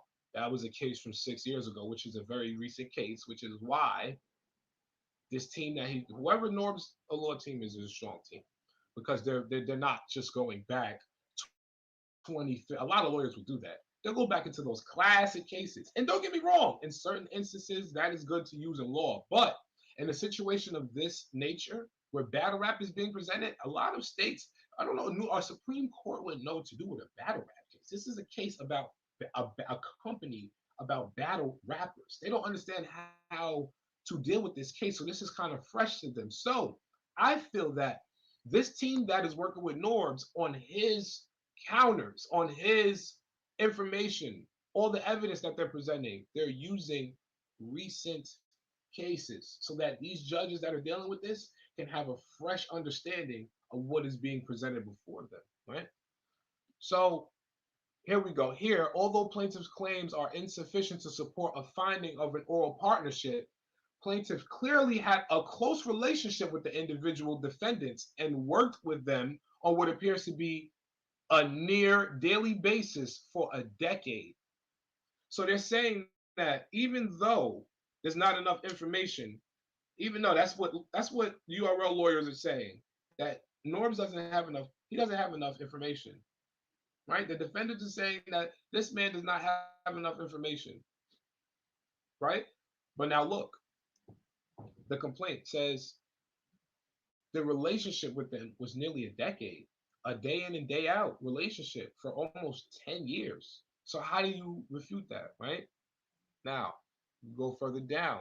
Indeed, the facts presented here are very similar to the facts there this court analyzed in Pye versus Blue Man, right? Plaintiff alleged that he had made a significant creative contribution to an entertainment group only to be left in the dark regarding the group's finances. They're using recent cases. You see what I'm saying? This is okay. So this case was from 10 years ago. Oh no, I'm wrong. I'm sorry. I'm wrong. Pardon me. This case is from 2017. Plaintiff alleged that he had made significant creative contributions to an entertainment group only to be left in the dark regarding the group's finances and cut out of a more lucrative financial agreement or arrangement rather. So look, how they finagle this right here, right? URL, drop the app. URL, getting ready to do a big deal. We hearing about the deal. Drake's talking about the deal. Norbs gets fired. They seal the deal. Caffeine's first event. Come on. This is exactly what this court case is mentioning right here. Pye versus Blue Man Group Hub, LLC. That is a case that you guys can go and look up right here. I'll highlight it for you so you guys can see what I'm talking about. This case right here. Pye versus Blue Man Group Hub, LLC. You guys can go look that case up right now. That case is a case that is being used to prove that the URL tried to cut Norbs out when it came close to a bigger deal. Because now, had they had to cut him in on that deal, Norbs would definitely know he was not on that LLC. Likewise, plaintiff's quasi-contract claims may stand. It is clear from the complaint that there was a decade-long course of conduct which involved plaintiffs rendering services and defendants accepting those services to the benefit of the overall enterprise. You understand? So now the courts are stating they know for sure. Norbs worked with them for almost a decade. They know for sure that there were financial transactions between Norbs and the URL and Norbs and different artists. They're saying this is what the court is saying right here in this statement, right? Now, next one, plaintiff fails to state misrepresentation claims. Negligent misrepresentation. To state a claim for fraudulent misrepresentation, a plaintiff must allege a misrepresentation or a material omission of fact which was false and known to be false by the defendant, made for the purpose of inducing the other party to rely upon it, justifiable reliance of the other party on the misrepresentation or material omission, and injury. I know this shit sounds like a lot for y'all, but don't worry about it. Well spoken. Don't worry about it. We'll be all right. I'm going to break all this shit down for y'all. We on page 11 right now. We're on page 11 right now. So, now, count two. This is count two of the complaint. Hey, hold on. They talking dirty. Okay. Count two of the complaint for fraudulent misrepresentation asserts that defendants released false statements to third parties that plaintiff was fired as an employee and no longer involved in doing business on behalf of the Ultimate Rap League. Plaintiff alleges that the defendants never represented plaintiff as anything but a partner in the URL.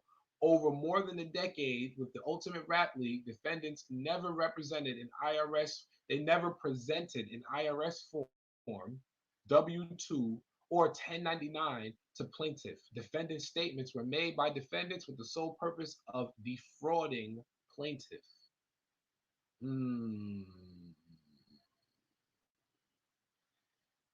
Okay, count three of the complaint for negligent misrepresentation is searched for over 10 years. Plaintiff never alleges. Plaintiff fails to state, okay, plaintiff's 13 cause of action for defendants and defamation alleges.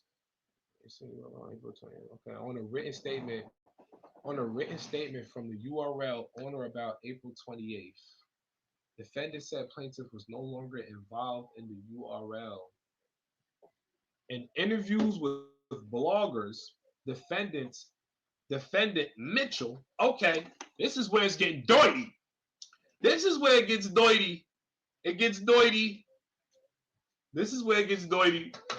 Okay, this is where it gets dirty. Because now he's talking about smack.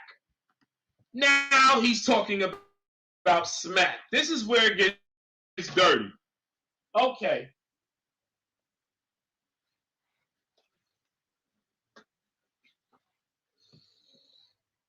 In a written statement from the URL on or about April 28th, 2020, defendants, make sure y'all share this. Share this and hit that like button. I am going to read this for y'all. Share this to Twitter, share it to Facebook, tag everybody, and hit that like button. Because nobody's going to do this. No media is going to do this. They're afraid to go against the URL. It's not even going against them. It's reading and letting people know what's going on. They're afraid to do that.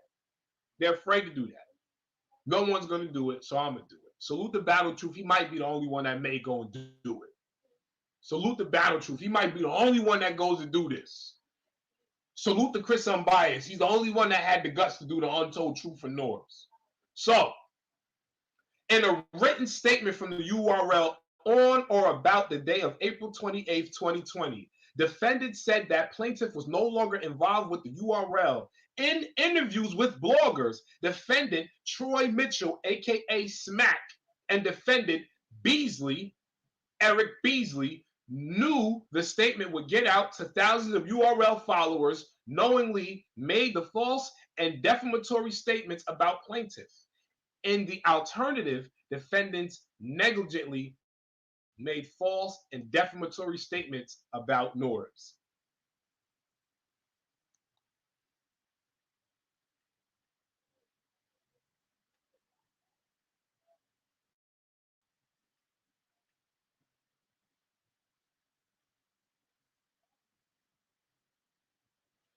Between October 31st, 2009 and present, defendants held events in New York where they sold tickets. Defendants used plaintiff's name and likeness on promotional flyers and social media posts to advertise the event. This advertisement was done without the written consent of Norbs. Smash that like button, y'all. We about to get crazy. Smash that like button. We about to get crazy.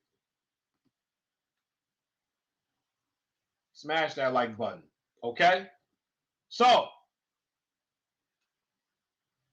let's get crazier. We're about to get deeper in this.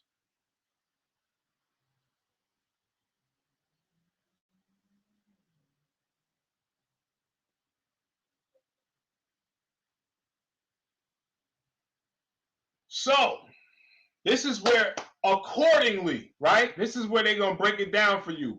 Accordingly, it is hereby ordered that the motion to dismiss the complaint is granted to the extent of directing the clerk to serve, directing the clerk to sever and dismiss counts 1, wrongful dissolution, 2, misrepresentation, 3, negligent misrepresentation, 5, breach of oral joint venture or partnership agreement, 6, breach of implied covenant, 10, equitable accounting, 12, conversion, 13, defamation, 14, declaratory relief, 15, declaratory relief, dissolution by decree, and 16.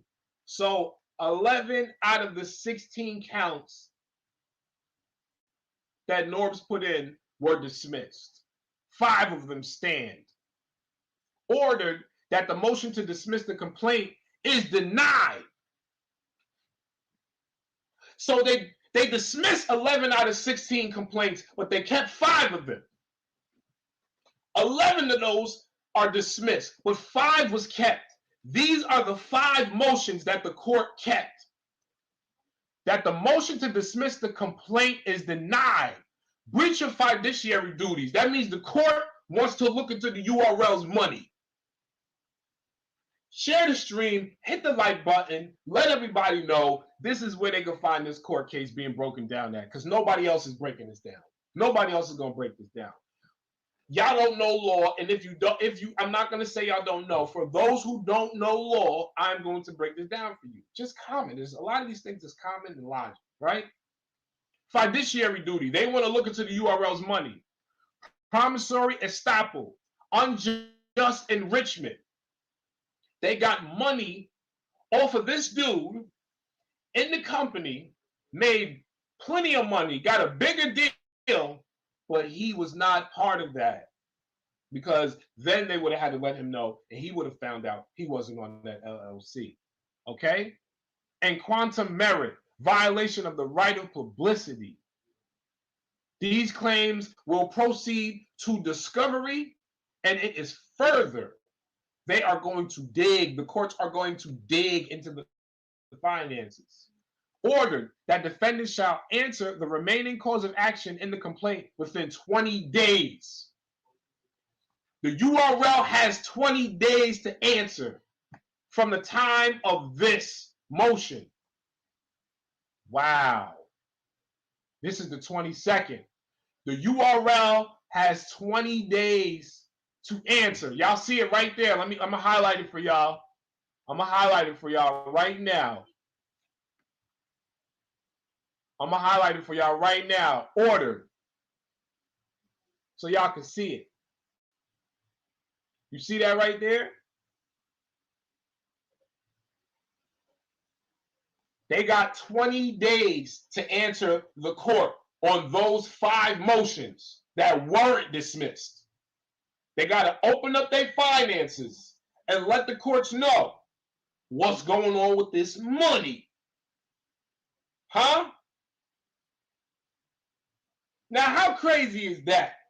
They come into a big dookie bag. Instead of saying, yo, you know what? Yo, you put in this, I'll put in that, you put in that, we take this, yo, Bees, go drop that off. Bees is the one that's cool with them. Yes, him and Bees was like this. Never been to Smack's house, but him and Bees was like this. And you trying to tell me y'all couldn't give him nothing? And now look, because they didn't want to give him anything, right? Because they didn't want to give him anything, look what's happening. Now they got 20 days to answer to the courts. How crazy is that? Why would you play with somebody? You fired a person, you didn't give him severance pay. All he needed was a little bit of money, and it would have never got this far. But now the URL now the URL got 20 days. Y'all see it right there, it's highlighted. The URL got 20 days to answer to the court now. It's silly. It's just silly, bro. Yo, listen. The niggas could have, Caffeine, Fox, Viacom, whatever money was allocated off of that bag, I'm not pocket watching or nothing, but whatever was allocated off of that bag, they could have said, yo, I don't know what it was. They could have gave Smack, Norbs, and Chico 5 apiece. If them niggas would have took $1 million apiece and say, yo, here, Norbs. If they would have just took $1 million, I bet you Norb might have not complained at all. I got $1 million severance pay? Bruh. And it's so sad because that number 40 wasn't the number that Norbs picked.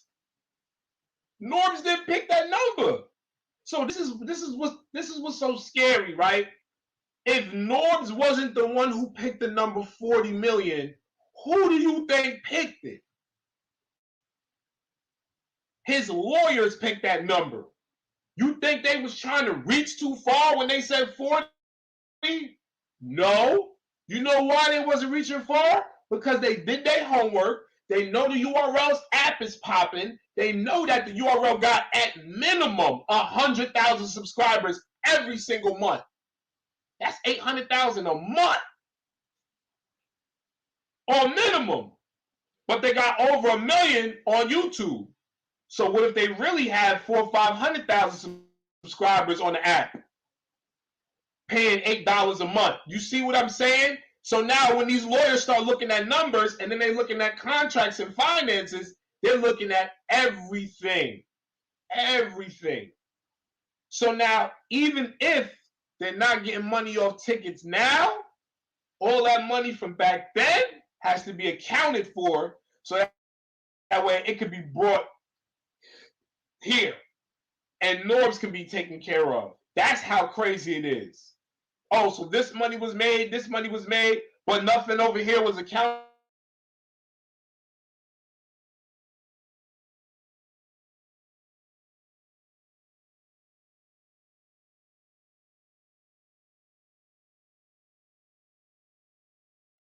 He spent. Well, do y'all have proof that y'all actually paid him everything that was owed to him? Man, oh man, these whoever that judge is. Matter of fact, whoever that, we can look the judge up. Let's look the judge up. Whoever that judge is, let's look that up.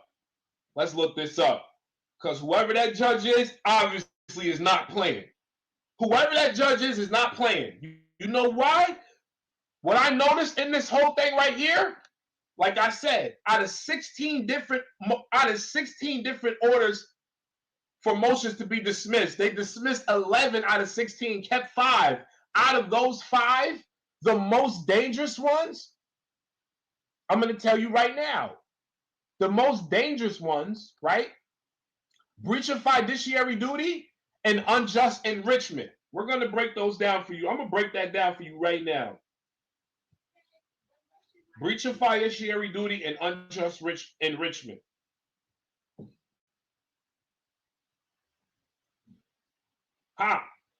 Unjust enrichment. In laws of equity, unjust enrichment occurs when one person is enriched at the expense of another in circumstances that the law sees as unjust.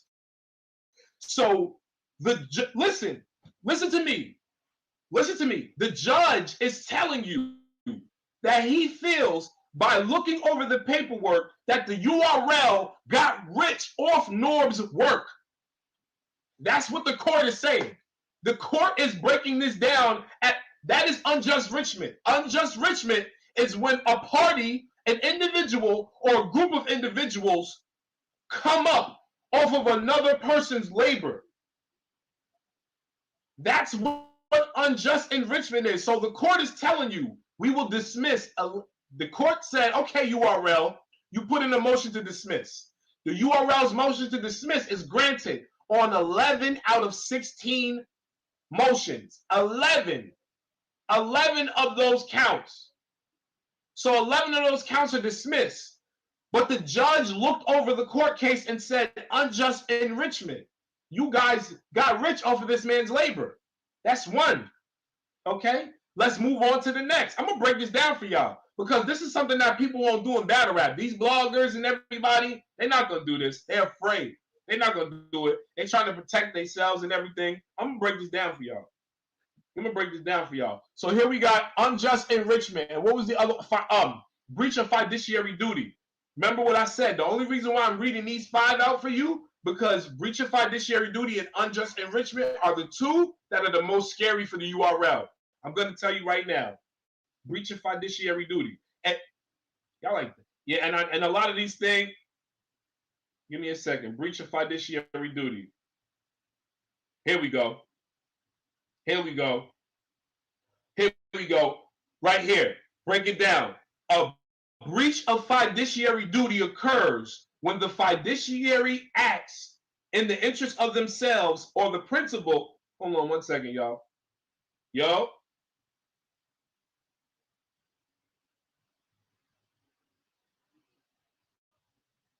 Hold on one second.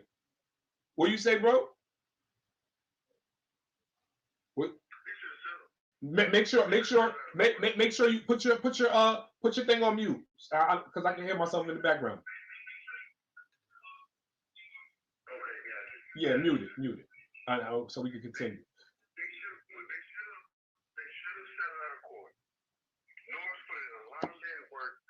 For the company, you gotta think of it as a company. They were a company. They could have settled out of court.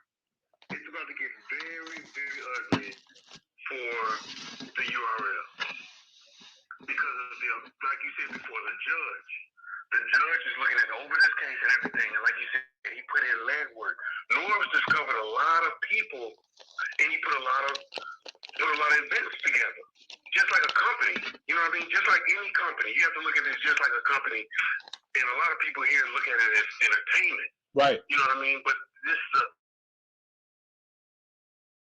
paid. Yeah. Anyway you put it, the amount we don't know. But he's about to get paid. He definitely about to get paid. You know, but Battleton, keep doing your thing, man. I'm rocking with you. Yo, brother, I appreciate you, man. Shout out your state and your city, man. That's love. Oh man, Arkansas. Arkansas in the building. Oh man, salute to Arkansas, man. Jermaine Taylor. Battleton, man. We appreciate you, man. I appreciate you calling up. Already, man. You have a good one. You too. So, and you hear it.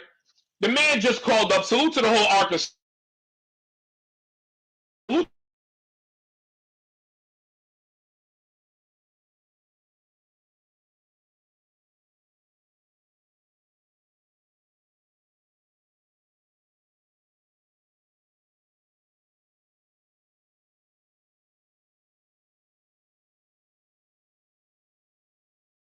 Do you hear that? A breach of fiduciary duty occurs when the fiduciary acts in the interest of themselves rather than the best interest of the employer or principal.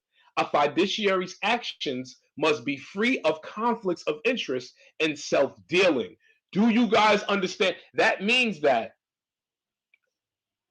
Beasley, Chico, Smack are the fiduciaries. They must act in a manner according to the company that will help everybody, not only just Chico, Beasley, and Smack. That means they had to do things and conduct business in a manner that would help Norbs as well, and they didn't do that. So the judge highlighted that. Once again, I will highlight this for you guys so you can see it. I will highlight this for you guys so you can see it. This is what the judge is saying is the issue in the case. This is what the judge is saying is the issue in the case right there. That's the issue right there. That's what the judge is saying is the issue right there. That right there. Let me expand this. Fuck it. I mean, I don't really care. I don't really care at this point. I'm about to just expand it.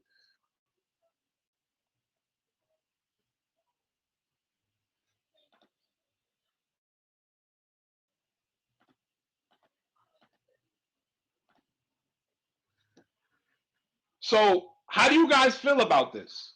Tell me how you guys feel about this. Tell me how you guys feel about this. Let me know how y'all feel about this. Hit that like button, please. Hit that like button and share the stream. Share it to Facebook. Share it to Twitter. I'm only going to come up here and rock out with y'all if I got substance to talk about. And this right here has to be spoken about because these are facts. If being a fan of your favorite battle rapper is all about facts, then I'm speaking facts then. This is what I'm speaking facts about battle rap.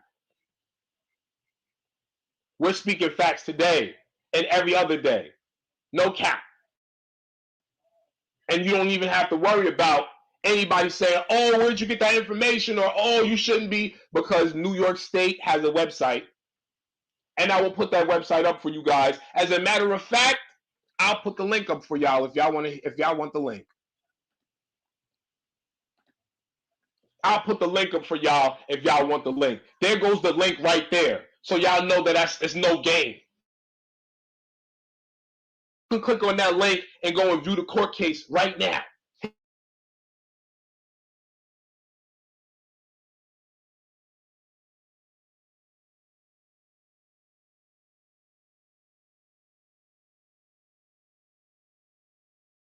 Ordered that the defendant shall answer the remaining cause of action in the complaint within 20 days of the decision in order.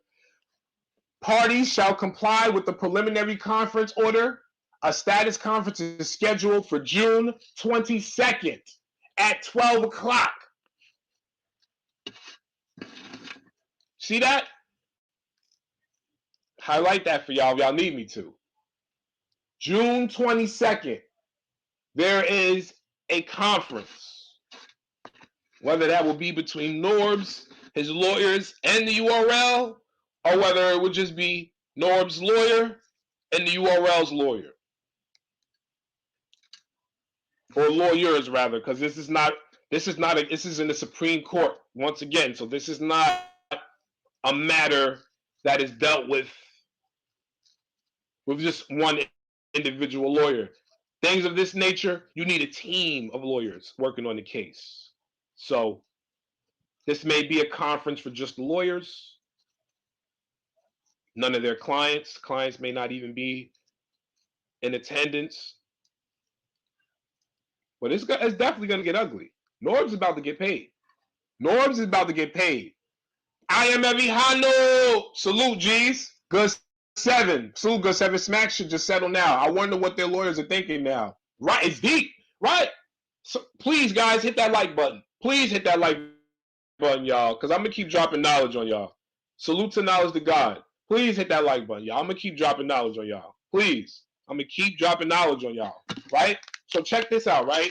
This how deep it is, right? This how deep it is, right?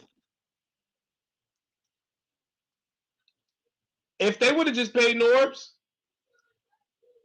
they wouldn't be going through this.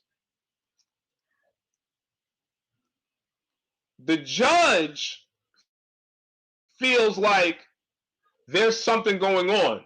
The judge feels like there's something going wrong, right? That's the part where I would have said, you know what? It's time to back out. But look how dark it gets, right? The URL, the lawyers that they have are top lawyers. These are not no regular lawyers. These are top lawyers in the country, right? But if they were smart, wouldn't they just tell their clients to settle? Or would they drag their clients along further so that way they can get more money out of them?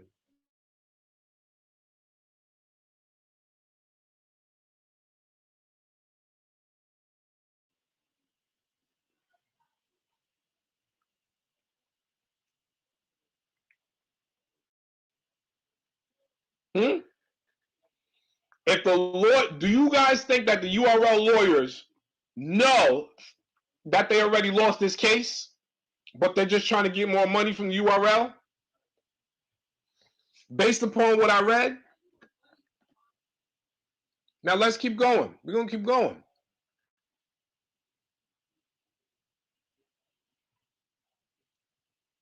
See if there's anything I missed for y'all so I can, because this is bad. I'm telling y'all. All right, so now hold on. Matter of fact, let me go ahead and break this down for y'all so y'all can understand. Okay, so look. All of these are the motions. All of these are the motions that the URL got dismissed. All of these got dismissed for the URL, but all of these are on. So fiduciary duty. What did I say? Fiduciary duty. The fiduciaries would be Beasley, Chico, and Smack. A fiduciary has to act in accordance to the manner that they are doing things to benefit everybody as a whole and not only for themselves. The judge said that motion is granted. He wants to review, right? Unjust enrichment. When the parties make actions and benefit off the work of another individual without mutual earnings, without mutual revenue being shared, without a mutual financial agreement, mutual compensation rather, and that's the case. This is what the judge is saying. Let's look up promissory estoppel.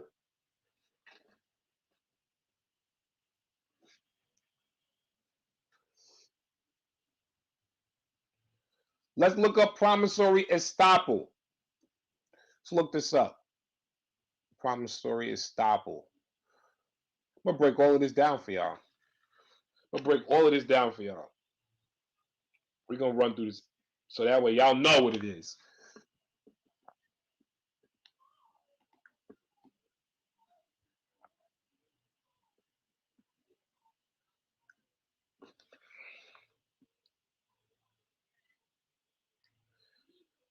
Promissory estoppel is the legal principle that a promise is enforceable by law even if made without formal consideration, when a promiser has made a promise to a promisee who then relies on that promise to his subsequent detriment.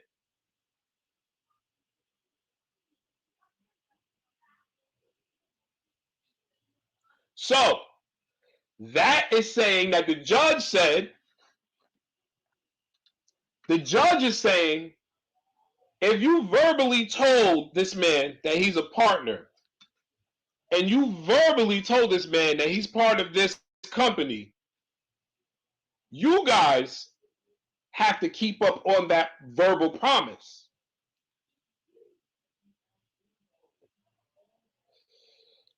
And how do I know a lot of people are like, well, how could the courts even say that? How can the courts prove that there was a verbal agreement? Why? Because if you can't find belief in what a person says, what do you do next? If you can't believe in what a person says, what is the next thing to do? You look at what they do. You look at their actions.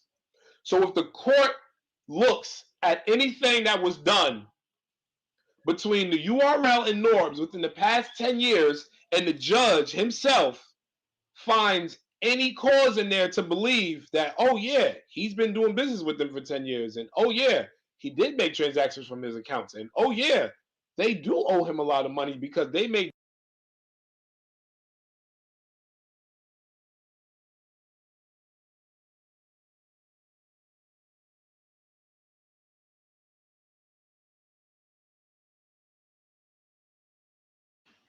Like that is a hella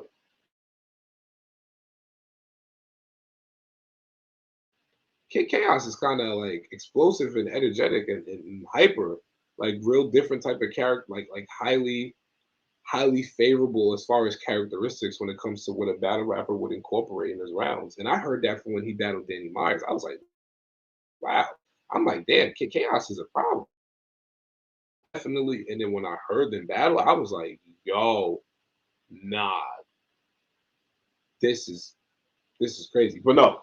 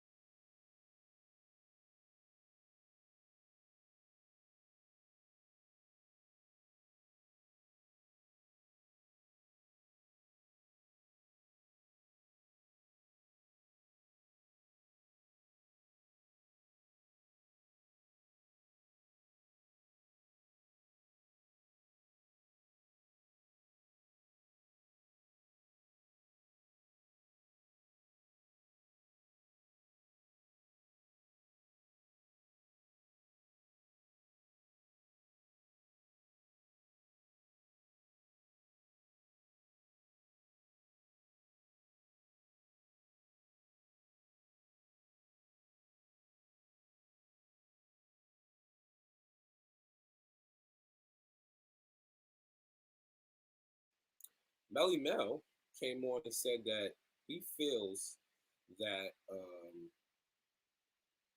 Melly Mel said he feels that Pac contributed way more to the culture than Biggie did. And because he's an OG, who's really going to question him? But we're going to see. Somebody may come out of pocket.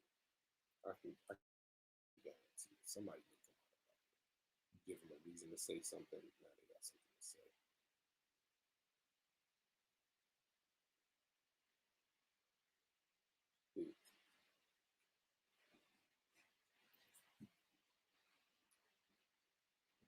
I'm sorry. My Spanish assassin. My Spanish assassina. I'm sorry. Melly Mel. Let's see what Melly. Okay, so look. So, oh, here we go. The Tupac versus Biggie discussion is one of the most debated subjects in hip hop. Speaking with the art of dialogue, one of hip hop's most important pioneers weighed in on this subject by using greatness to compare Tupac and Biggie. Melly Mel questioned the greatness of the Notorious B.I.G., explaining that influence and impact is the key driver in someone being great. While he said Tupac was definitely great, he paused on describing Biggie as such due to his belief that the bad boy rapper didn't change the landscape of hip hop.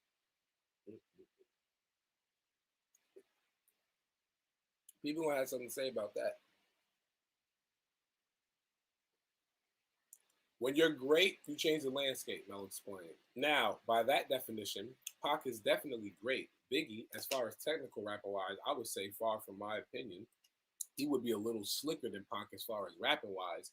But what Pac did, he changed the landscape because all that thug life, I didn't agree with a lot of it, but it did change the scope of what was going on. After Biggie did his albums, nothing changed. It's just like after Eminem. It's not 50 great white rappers. It's just him and a couple of guys. Nothing changed. And Mel continued by using himself as an example, highlighting the fact that thousands of people around the world started calling themselves MCs after he did. He acknowledged that Biggie was a better rapper than Pac, but didn't have much influence on the generation that came after him. Quote, it's more rappers that actually quoted that they wanted to be the next Pac or they wanted to be like Pac. Melly Mel added, I don't recall a record of anybody saying that they wanted to be like Biggie. Oh man. Oh man. And this is a great talking. So it's like, how do we really go against that? Like, this is a legend talking here. The Furious Five members also said the Brooklyn rapper lacked substance in his music, even though he was almost peerless at crafting verses. Melly Mel labeled Biggie as just a pure shit talking dude before calling him one of the best to ever do it. But if you're looking to hear something, you don't need to listen to Biggie. Wow. Yeah, I know a lot of people are gonna feel some kind of way about that. A lot of people are gonna feel some kind of way about that.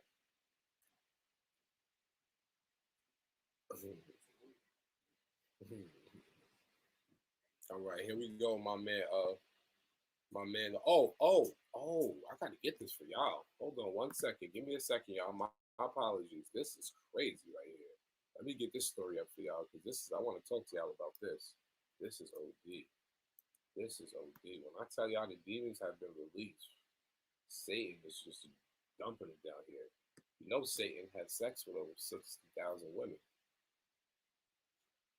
And his demons are spawned. And each one of his kids had kids.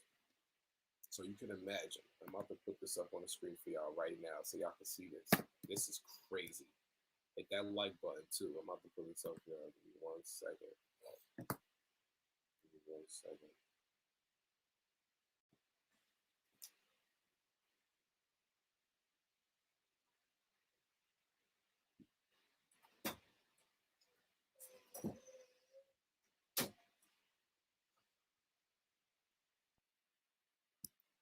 Give me a second. Throw this up there for y'all.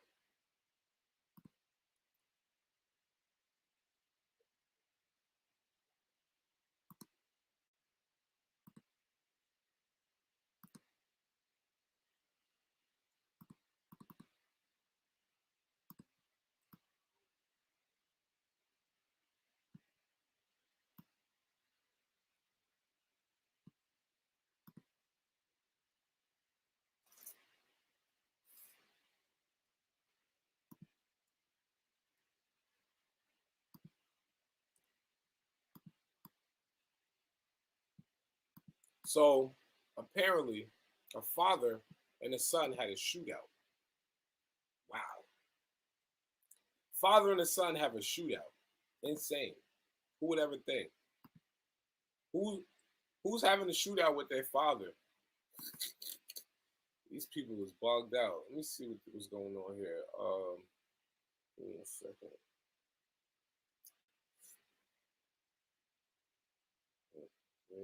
Mm,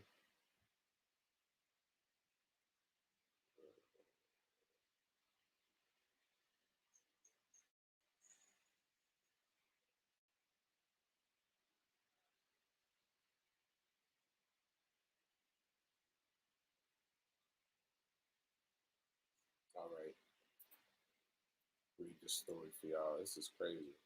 So, where we at, OG? Okay,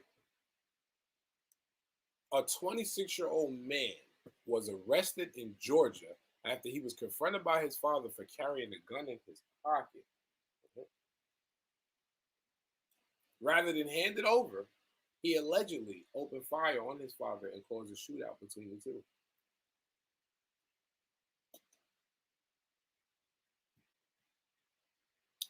Authorities say the father-son shootout, it started when Mr. Young Mario Clark, 26-year-old, arrived at his father's house with a gun in his pocket after Clark's father expressed he didn't want the gun in his home and attempted to disarm his son. His son pulled the gun on his father.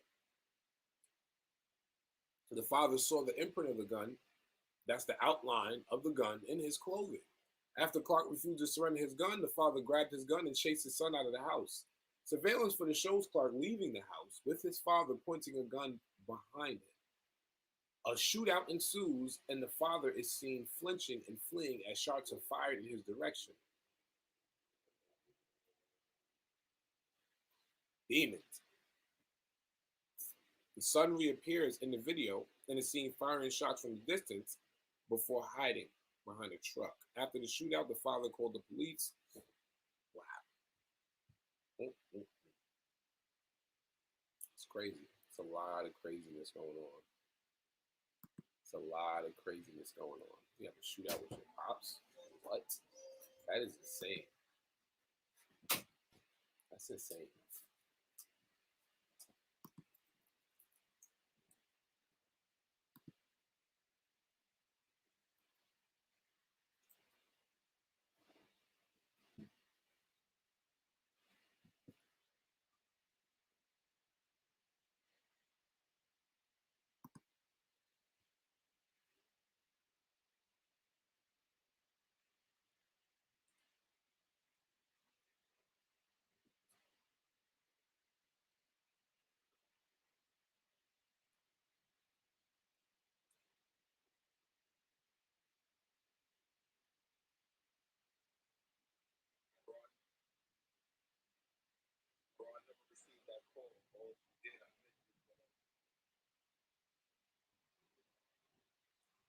Oh, look at this. Going through my messages. Oh, man. Sheesh. Yo, listen, man. When I tell you I be missing a lot, I be missing a lot. Going through my messages, I got like 3 messages from people from Clubhouse that hit me up from like 2 days ago. So it's a whole different Instagram now because I got like 7 of these things. It's hard keeping up with all this stuff, man. Hey, but one of my accounts has over 122 likes on it right now. Since I've been there, I haven't been there in a few hours. 122 likes, so they on it. Yeah, goodness. Oh, I might be wrong. Some of those are followers. Oh, okay. This got 247 views and 21 likes, 28. Ooh, it's got 345. Okay. Okay. I gotta keep posting to this one. They like it.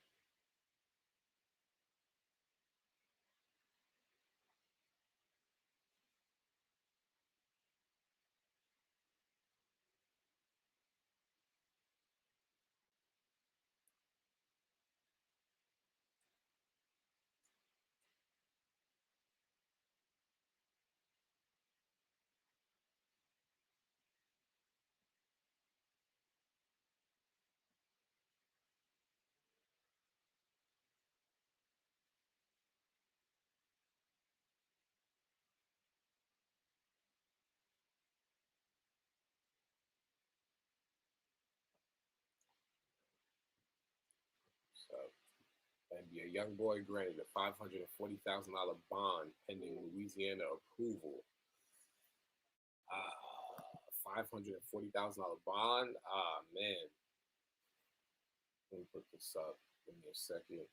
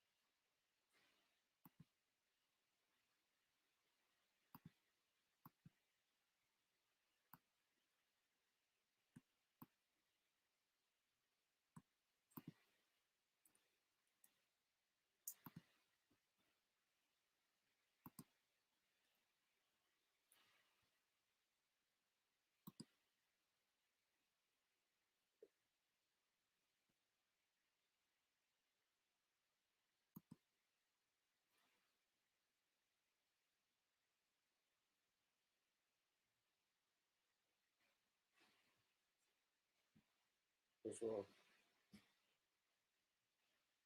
Oh, look, oh shit. She's pissed.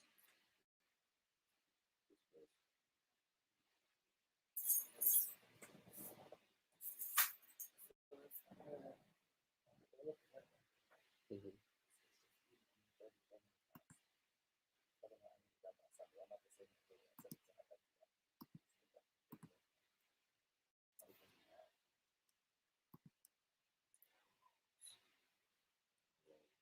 Oh, it's,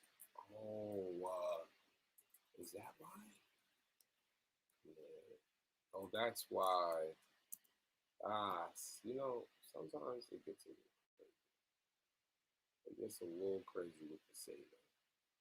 Looking for certain files on the MacBook and they save it under JPEG and different files, so you can't actually file the image. You can't use it on YouTube. YouTube won't accept it, or OBS won't accept it. It's insane. I found it. Thank God. I just did a screenshot. That's what I love about MacBook too. MacBooks have brought a lot to the game when it comes to laptops. The screenshotting mechanism is definitely clutch when it comes to computers. Okay, got that. I could just throw that right up. Oh, took me out completely. Took me out completely. Okay, Song salute.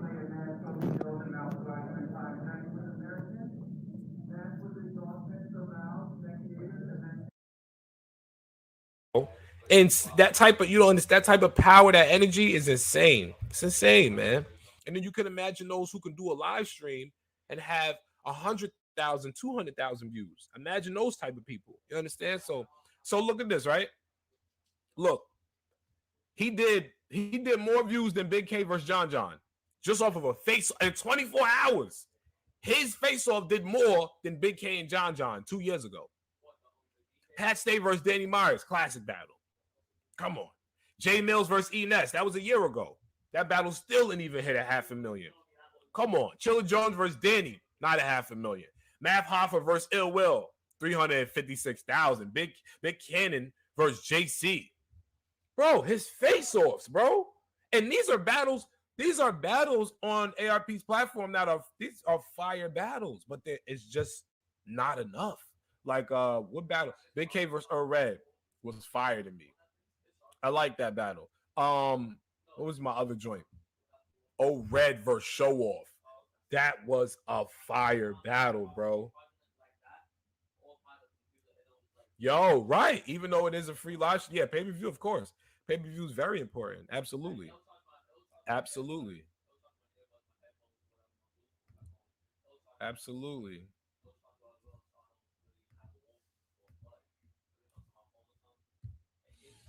Yeah, man. Like, bruh, he's a son. Like, that's different. This, like I said, this battle could be the biggest battle on RBE.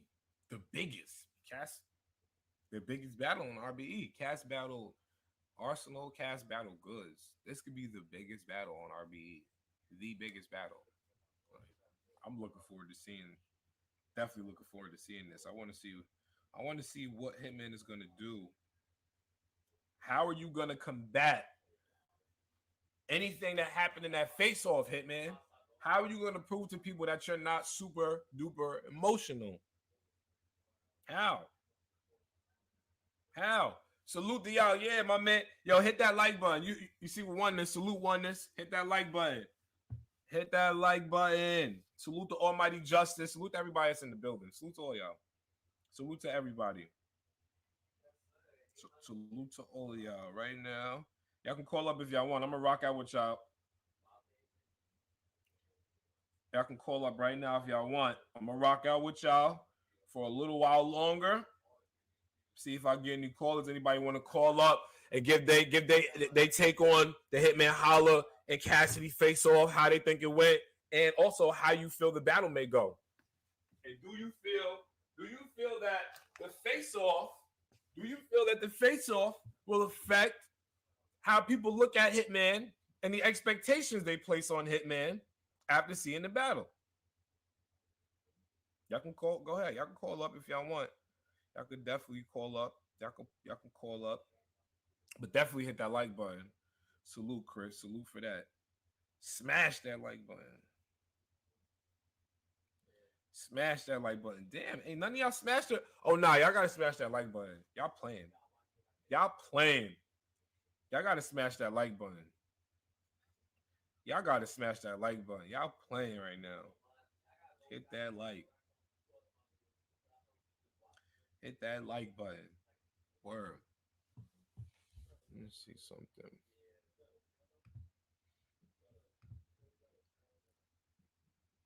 Hit that like button. See what else we got going on. What's on here?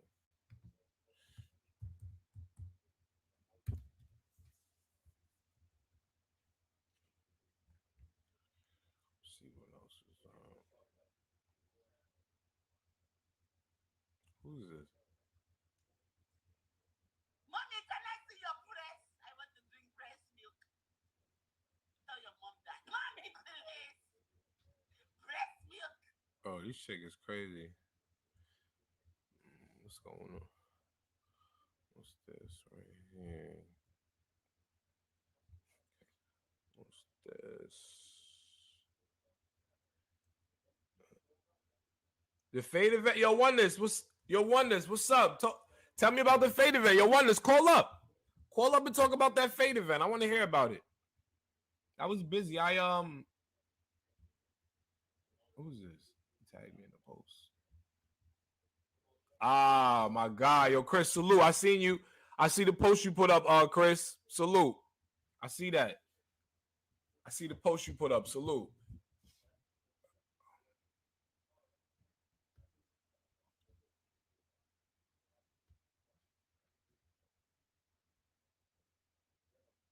URL Survivor Series. URL Survivor Series in Virginia. Burke Bucks versus Ishmula.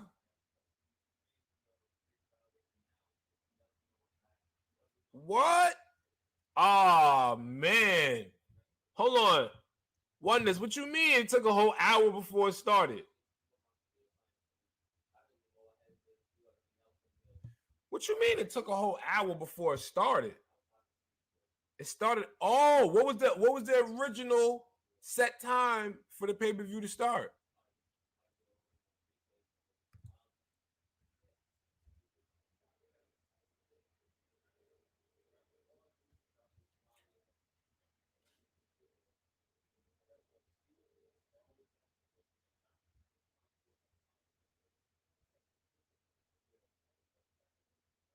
Then when it finally started, there was one camera, one person on stage, and nobody in the building.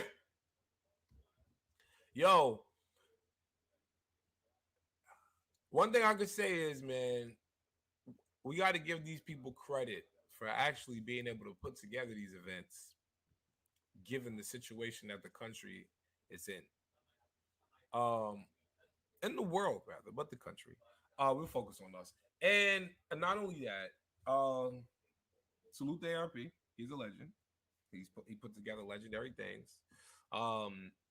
Salute the John putting together some amazing events. But this is the thing, though. It's COVID. It's the pandemic. You know. I'm sorry. I can't. I gotta watch what I say. You know, the algorithm will definitely.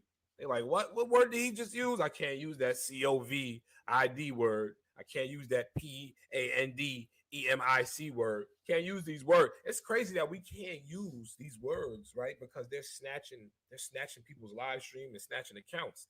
Thank God my account is in good standing right now. But yeah, listen, I would love to talk about what's really going on in the country more. I want to wild out on my other YouTube channel and really I got a Battlethon Uncut channel. I really want to wild out on that channel and just tell y'all some off the wall things that's going on in this country, things that I've seen as a photographer, videographer out here in New York. Like I really, really want to tell y'all some things, but yo, they are going to smack my channel. They're going to smack my channel. Like I just know it. So like, bro, it's different. Yeah, he said, bro, it was different. They had one man on stage checking the mic for a half an hour. There must have been a problem behind the scenes. After an hour waiting for the stream to start late, we waited an extra half an hour for people to start coming in. Yeah, you know, once people showed up, they set up the camera all on the live. Wow. Yo, listen, man. It gets busy. It gets, yo. Now, one thing I can say, when it comes to when I have to film, when I know I gotta film, I'm not playing no games. When I know I have to film, I'm not playing no games.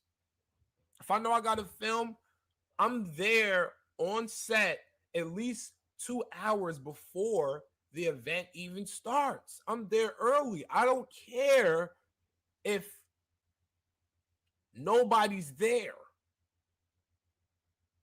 I need to be in there. My man Chris said, what do you think of big rooms coming back during the pandemic? During the pandemic, Panero. Um, my one thing that I hope doesn't happen, because if it does, the media is going to tear us up. And I'm telling y'all right now, if anybody goes to a battle rap event and we wind up having like a big outbreak or something like that, due to the surrounding circumstances and what, like I said, the country is going through, the world is going through. If we have a battle rap event and it is later found out or shortly found out that there was a outbreak of some sort and several or more people contracted this deadly virus, then my fear is that the media takes that, puts a spin on it, and then attacks the battle rap community, which they've already attacked us on YouTube when they started striking accounts and flagging us when Leor came in.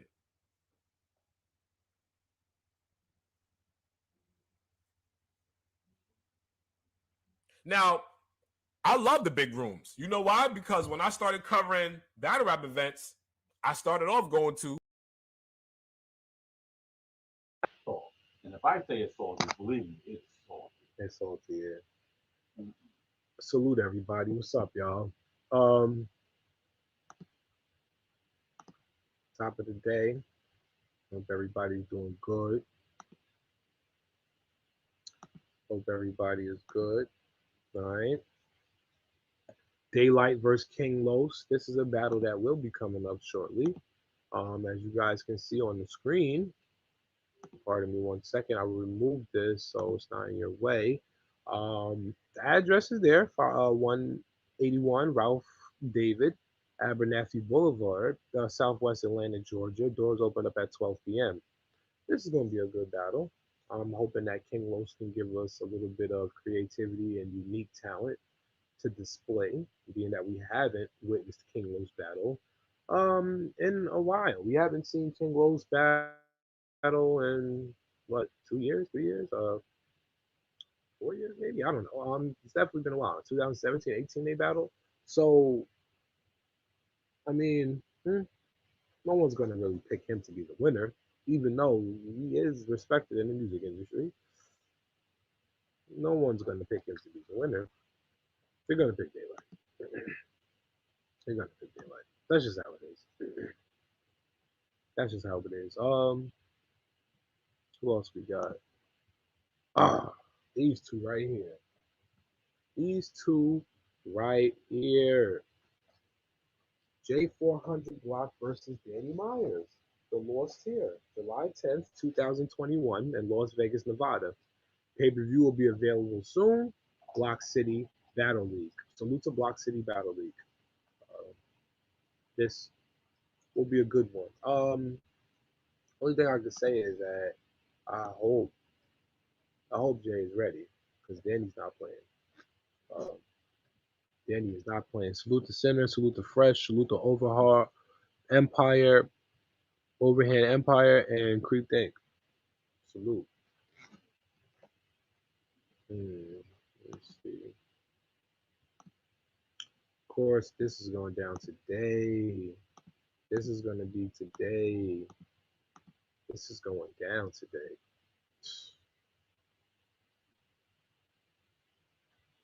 Great. Yo, this is at the end of the month, June 27th. Ron versus NXT. NXT is dope too. NXT is definitely dope. This is gonna be cool. I like the way he was putting together his bars in that battle. I really do.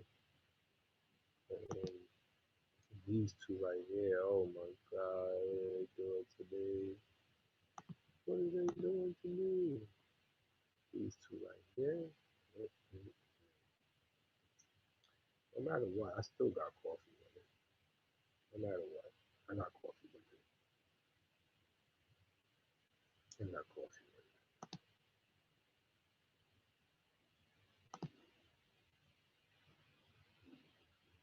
What's up with battles happening Sunday? What battles?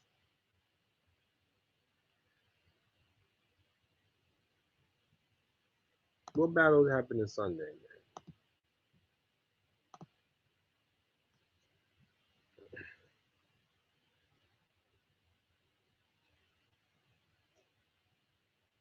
What battle are they dropping on Sunday? Tell me. Oh, pardon me, y'all. 1 second.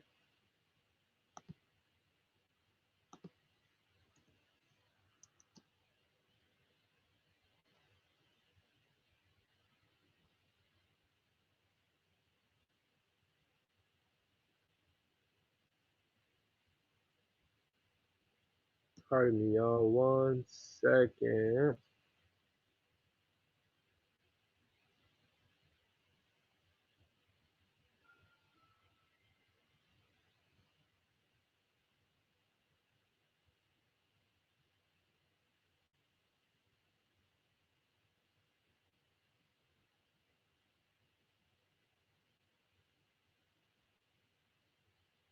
All right, 1 second, y'all.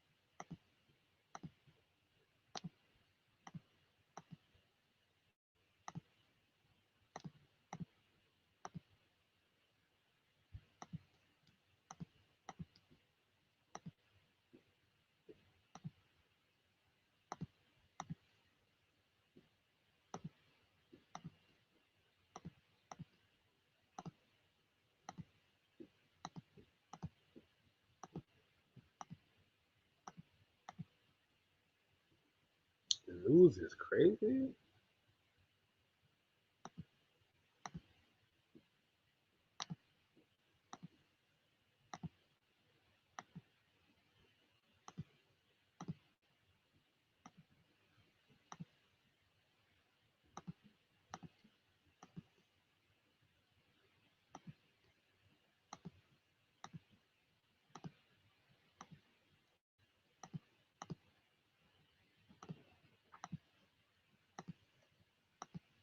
You know that? Nah. Because I had some money. I know this shit.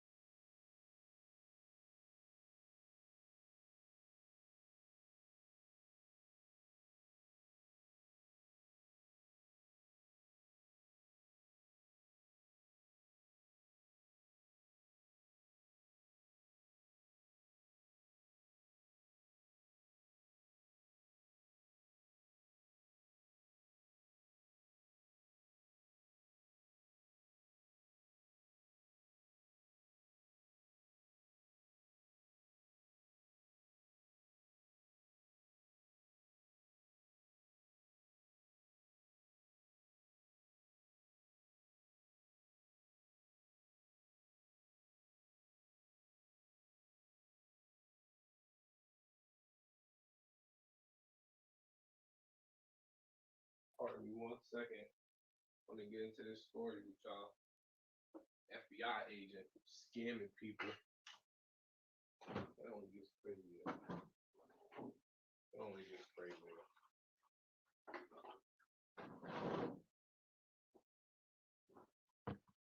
That only gets crazier. Hmm? Oh, shout out to everybody, man. I want to say shout out to my son. Shout out to my son. Speaking to my son and talking to him. Like, yo, how's your day going? So he's like, oh, my day is good. I was like, okay, how you been for the past few days? Oh, my days has been good. My week was good. Everything is rocking away. Move on, get on to school, everything like that. Get on with the next grade. I'm like, all right, cool. My son is 12 years old, right? So kicking it. Then he says, well, how's your day? So I said, oh, so my day's doing good. Oh, my day's all right. Everything's all right. I said, I had a busy day. And I was speaking to him the day prior to me speaking to him. I had a contract for construction and I had to go and film this Indian party. So he says to me, all right. I say, yeah. So, today I'm just relaxing. I'm going to knock out several YouTube videos. So he says to me, oh, I've been watching. I said, oh, wow. Okay. Thank you. Man, I would have never thought 5, 6, 7, 8 years ago I'd be having a conversation with my son, him telling me, "Hey, yeah, I'm watching it, watching your videos." So, let me continue this. But yeah, I just want to say shout out to him. Shout out to my son. Shout out to all my partners. Shout out to y'all for supporting me. I appreciate y'all. I definitely appreciate y'all. And always stay tuned for more different content, different videos, different visuals all the time. Stay tuned. Um, but yeah, let me give y'all this right here. This crazy story. Um, so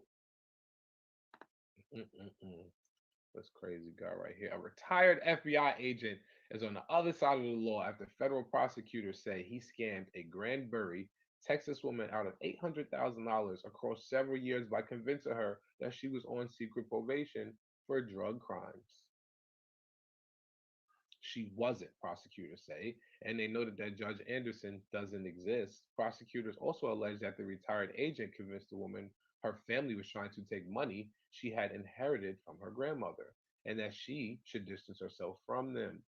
A federal grand jury on Tuesday indicted the former agent, William Roystone Jr., 62, on 7 counts of wire fraud, 1 count of wire fraud conspiracy, 1 count of false impersonation of a federal officer, 1 count of engaging in monetary transactions and property derived from unlawful activity, and 1 count of false statements to law enforcement. Prosecutors say Stone retired from the FBI's Dallas field office in October 2015, and that the alleged crime started to occur the very next month. Stone, they allege, told his victim he was still an active agent even though he was retired. The victim of the alleged crime is known only by the initials CT in federal court documents. The U.S. Attorney's Office for the Northern District of Texas explained more of Stone's alleged transgressions in press release. He allegedly told the victim that the fictitious federal judge had appointed Mr. Stone, another individual, to mentor and supervise CT, and claimed that her conditions of probation mandated she report her activities as well as a list of her assets to Mr. Stone. Moreover, he said, CT was obligated to pay any expenses to Mr. Stone incurred while supervising her, and was forbidden from disclosing her probation status to anyone. If she did not comply with the terms of this probation, Mr. Stone said she would risk imprisonment and the loss of her children. Wow. Wow. In order to convince CT the probation was real, Mr. Stone allegedly claimed that he had the ability to monitor her cell phone communications, said he discussed CT's probation with a psychiatrist, and listed another person to leave messages on his own phone purporting to be from the U.S. Drug Enforcement Administration Intelligence Center, and even placed spoof calls between himself, CT, and the fictitious Judge Anderson. He told CT that he'd incurred significant expenses traveling to Austin to discuss CT's probation with Judge Anderson, and intimidated her into reimbursing him for expenses associated with those trips. Further, he collected money he claimed was restitution for a wronged company, which he secretly deposited into his own bank account. Eventually, he convinced her to hand over large sums of money to purchase a home and cars. At one point, he allegedly proposed to marry her, claiming he would then seek discharge of her probation. Wow. Wow. This is the home that he bought with some of the proceeds. Wow. Federal agent, man. A federal agent. No one is safe. I just gave you guys a story. Go check that out if you haven't. A Philadelphia homicide detective. A Philadelphia homicide detective sexually assaults over 34 suspects. And here it is now. You have a retired, from 2015, a retired FBI agent who stole over $800,000 from a woman over the course of several years. Lied to her, said her kids would be taken away. That's crazy. Stay tuned for more news. This is Battlefon, Zaire. Love, life, and loyalty is the motto. Stay safe, stay home, stay true. And as always, if you follow me, I follow you. Salute to Charmaine the Queen. Yo rap reviews. BA Hoodie Man. Salute to DOA, the control room. Salute to all my partners. Once again, salute to my young boy, my son. Um, and salute to all of you for tuning in. Peace. Top of the morning, y'all. What's the word? Hope y'all had a good weekend, good Saturday or Sunday. Hope y'all enjoyed y'all Monday, enjoyed y'all holiday, cookouts, good music playing. I heard a lot of good music playing, a lot of people dancing, old 90s, 80s, 70s tunes, good food going on.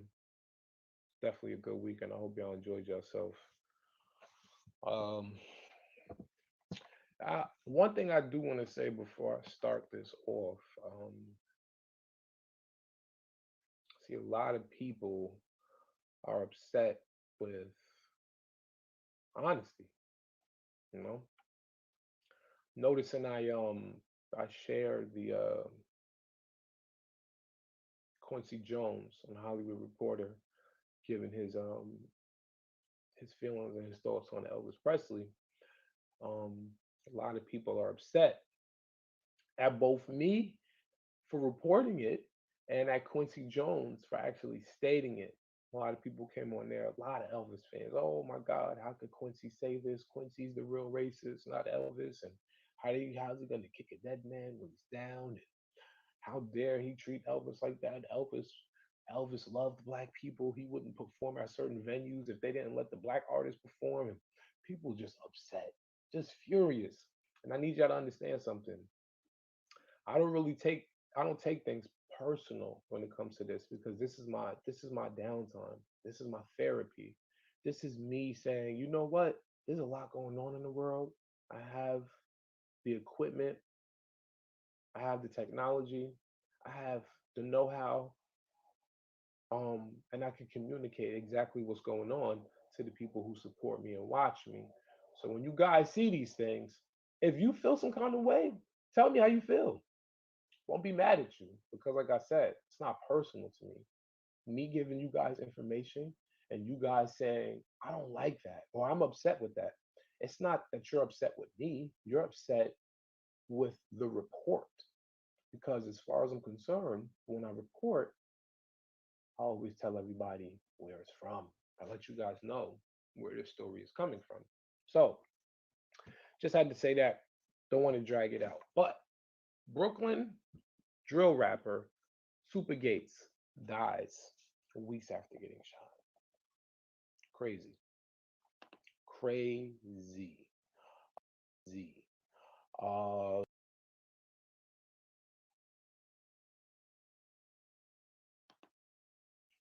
so, top of the morning, y'all. If y'all haven't uh, been here, you guys are just checking in. An Alabama teacher reportedly committed suicide 2 days after she was arrested for allegedly performing sexual acts on multiple teen boys. Multiple, not just one or two, multiple, right? Leslie Gillespie is an English teacher at R.A. Hubbard High School. She was found dead in her home on Saturday morning from what police said was a self inflicted gunshot wound. 2 days earlier, the 44-year-old was arrested and booked on rape and sodomy charges. According to court documents, Gillespie was busted for a September incident in which she performed sex acts on two teen students in her classroom after school hours. The boys were 15 and 16 at the time. Following her arrest, Gillespie was released on $60,000 bail and was placed on leave by the school.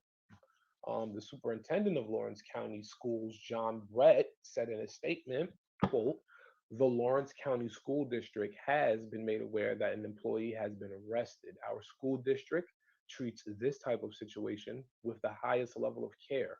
District leaders are conducting an investigation into this matter and will support law enforcement as they do the same. Gillespie was named Teacher of the Year by the school in 2019.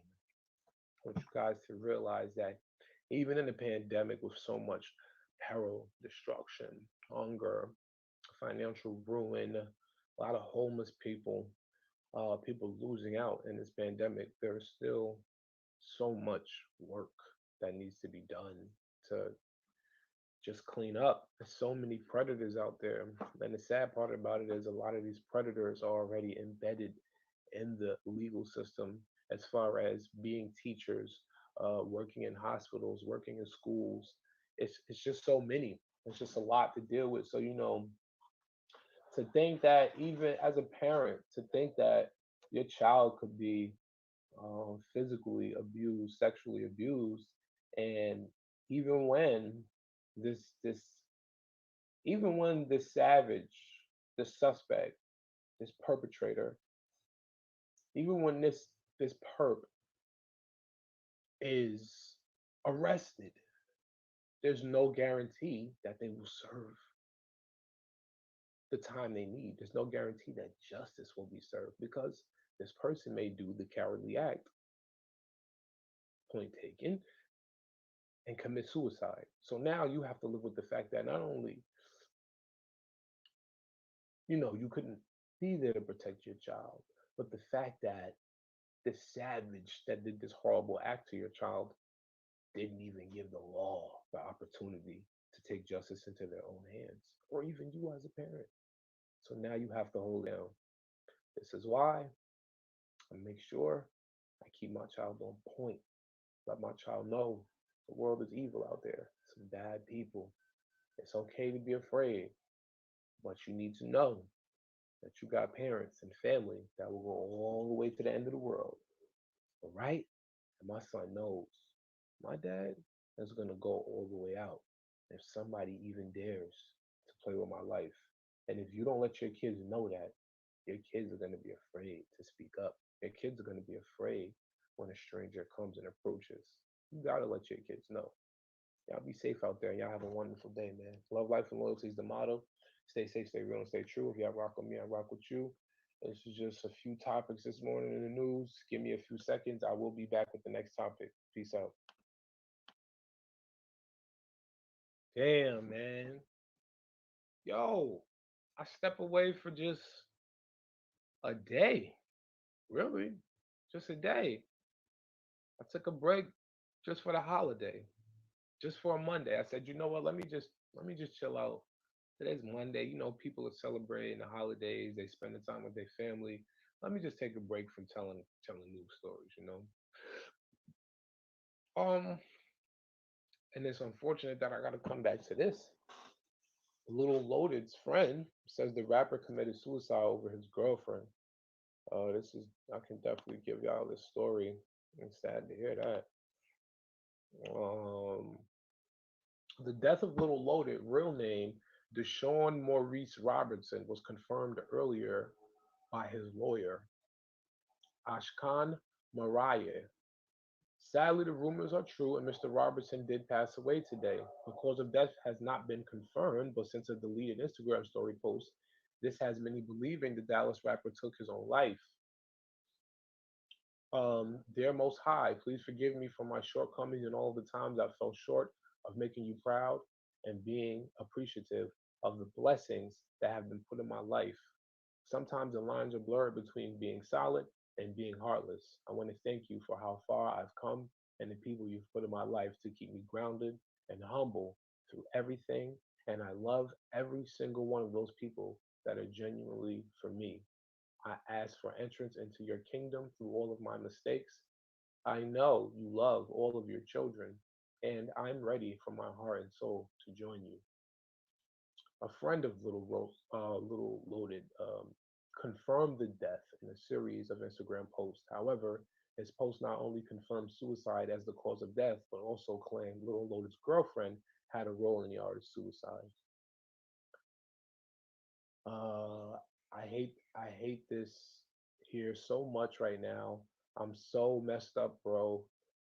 Told me in the studio last month somebody messed with his girl. He'll kill him.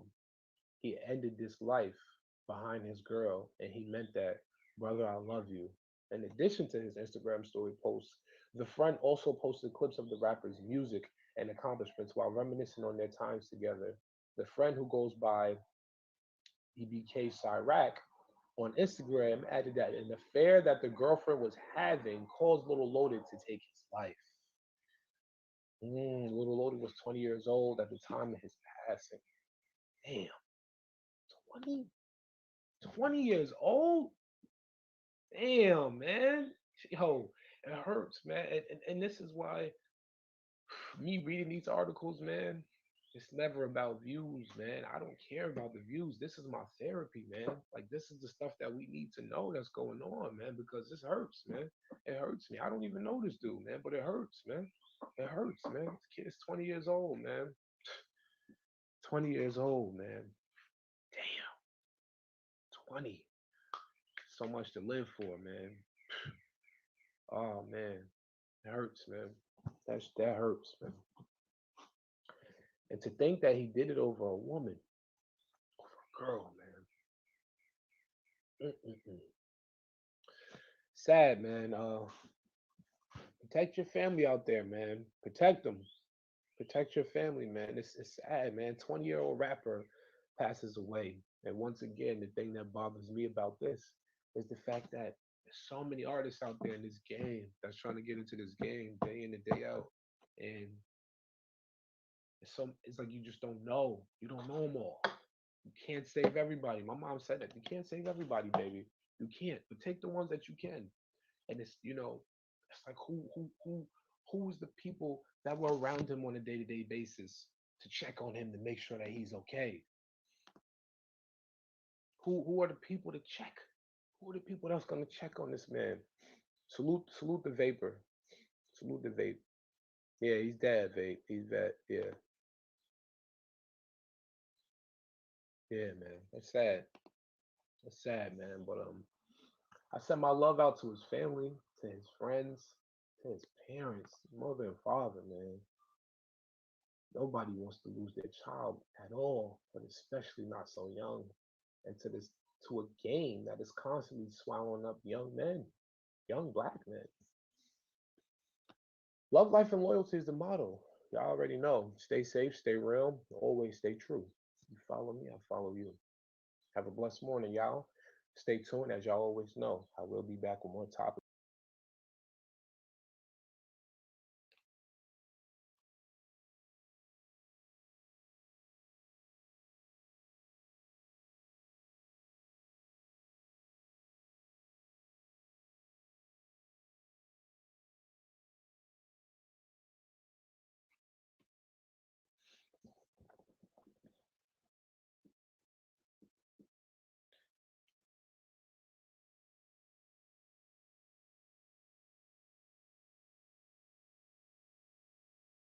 It's crazy.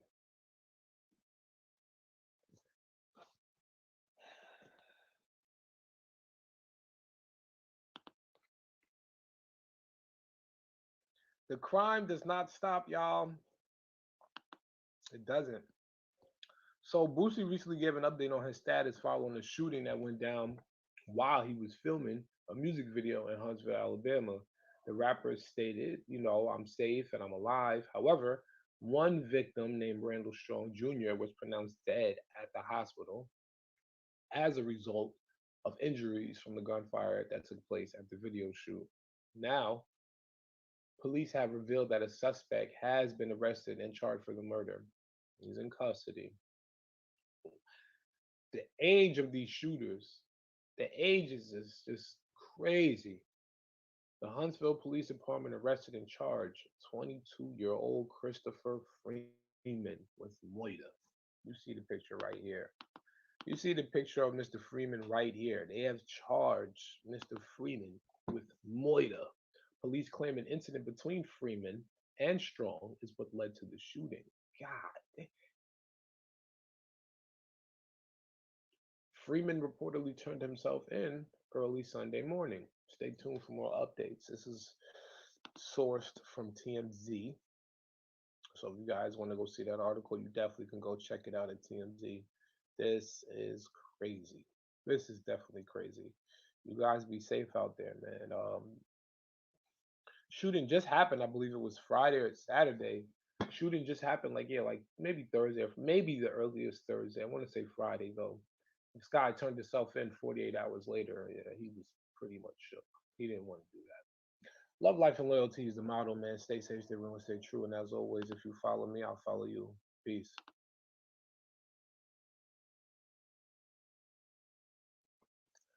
Ha! Finally, something okay. No murder, no death, no shootings, no robberies and killings, and no music. Love music, but need a break from the music industry. Um,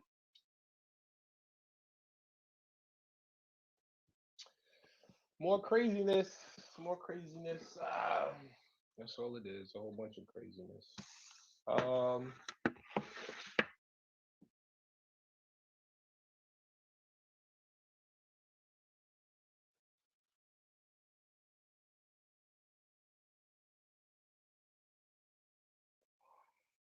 Pardon me 1 second, you guys.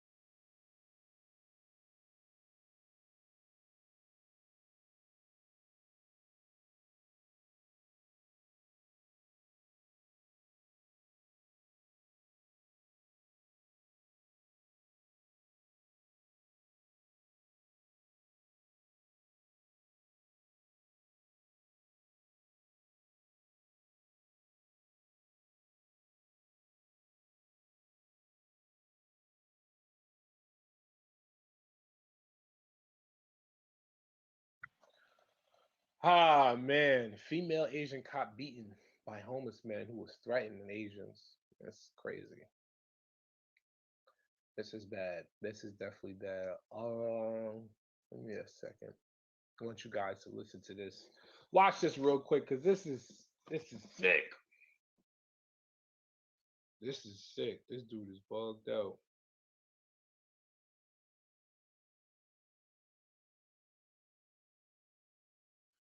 This dude is bugged out. All right. Where we at? Where we at? Give me a second. Just share this real quick so everybody can see. Give me 1 second.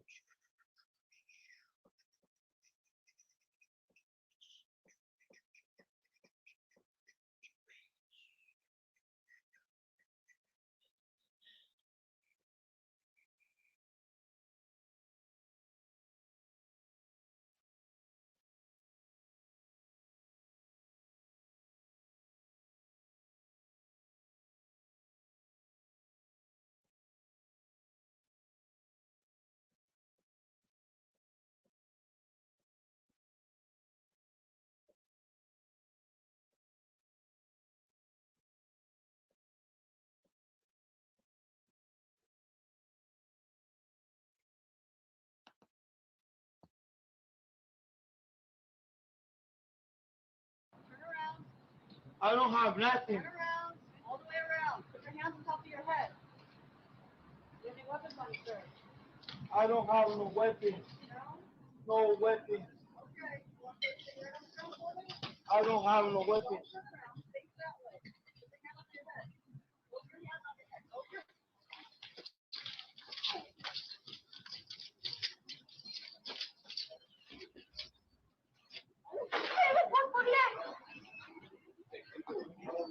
Hey. Get up. Get up. Leave me alone. Before I kill him. Get up. Get up. Get off of it. Get the hell off. Get off of it. Get off of it. Get off of it right now. Get off of it.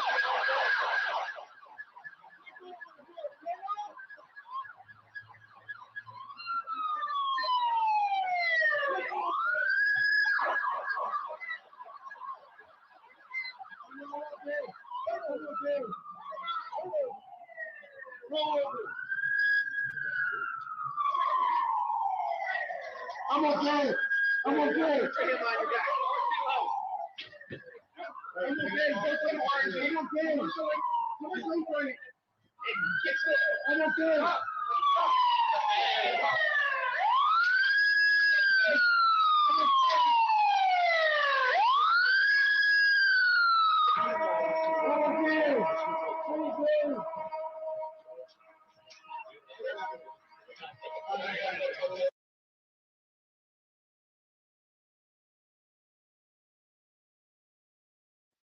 So as you can see, so a San Francisco cop had to be rescued by bystanders after she was attacked and taken to the ground by a homeless man. The Asian officer was responding to a call on Friday evening about a man identified as Geraldo Contreras. He was making racially charged threats. Surveillance footage shows the cop approach Contreras and orders him to face away from her and put his hands on his head. Soon after, he ignores her orders and turns back around, and then eventually he attacks her, bringing her to the ground.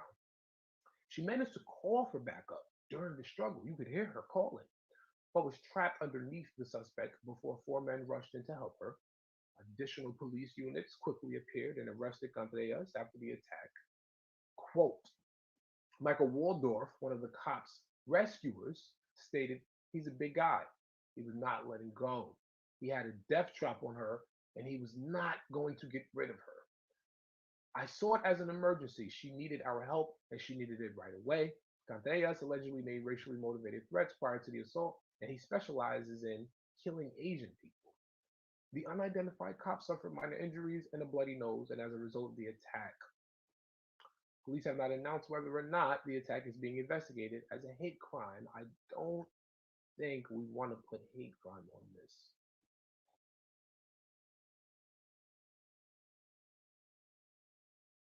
I don't think we want to put hate crime on this. I think that putting hate crime on this will only worsen what has already happened. This is not something he specifically targeted this cop.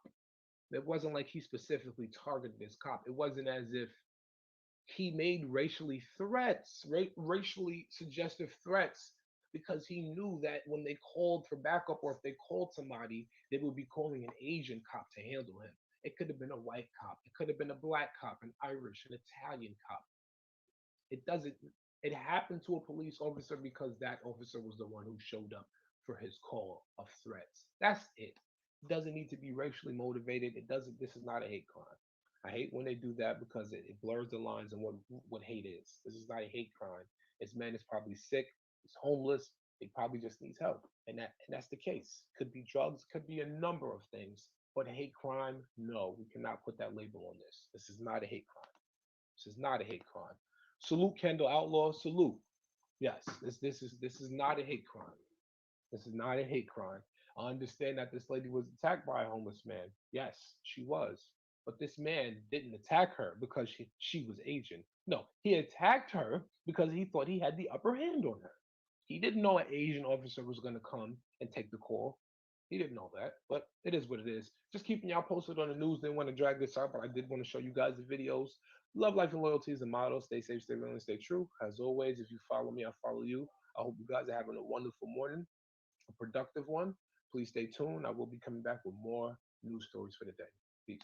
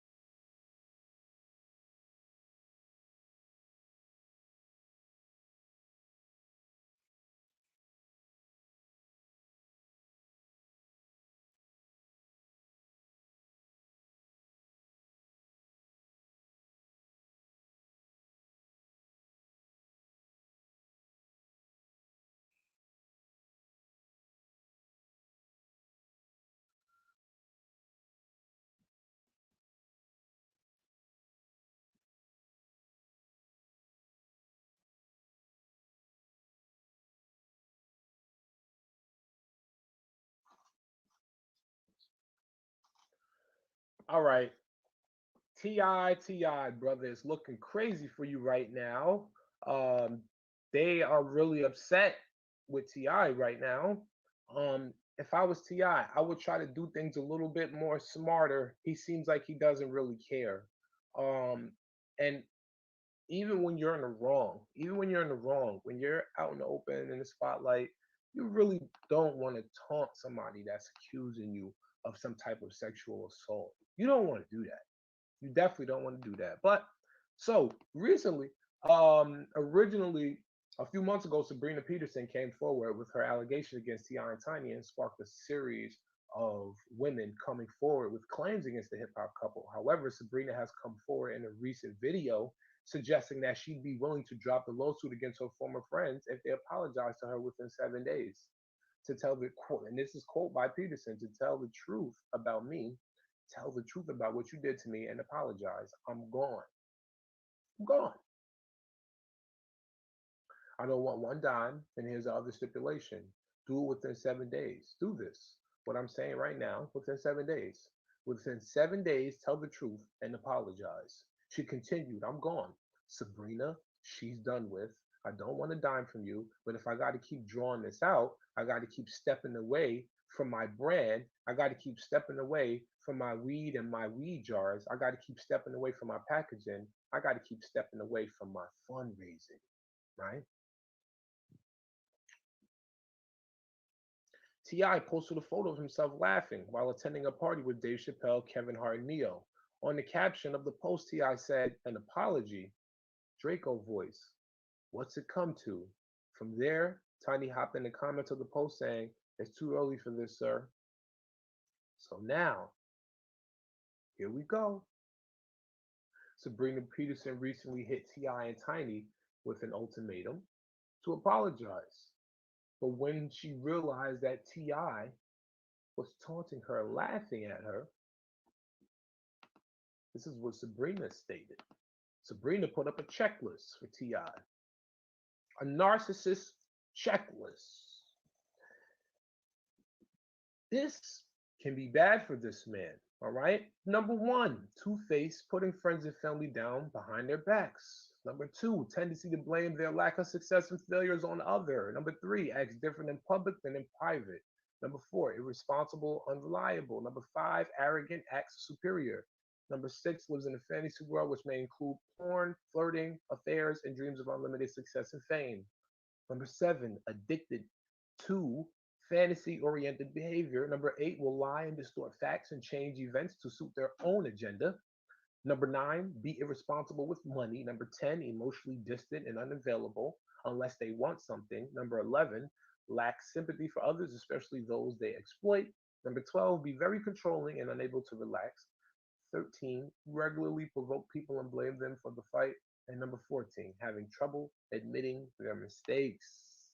This is what Sabrina has said about T.I., Sabrina Peterson. This is one of the women who came out, the first woman, I believe, who came out about T.I. and Tiny. All she was asking for is an apology. You apologize, I'll fall back. He laughed it off. We're going to see how this all plays out. It's just some more morning news for y'all, so y'all know what's going on in the world. Sabrina Peterson is the first woman that came out about T.I. and Tiny. She's saying, I don't even want no money. I just want an apology. I want y'all to apologize for what y'all did to me. If this is the case and they did do this to her, then hey, only the law will figure out what's going on. I hope all is well with these people and hope everything can be figured out so we as people in the public can actually know for sure what happened, whether they're innocent and that it is an attack on them through the industry, or if Tia and Tiny really are the savages that these victims say that they are and they need to be dealt with. Love, life, and loyalty is a motto. Stay safe, stay real, and stay true. Yeah, rock with me, I rock with you. Stay tuned for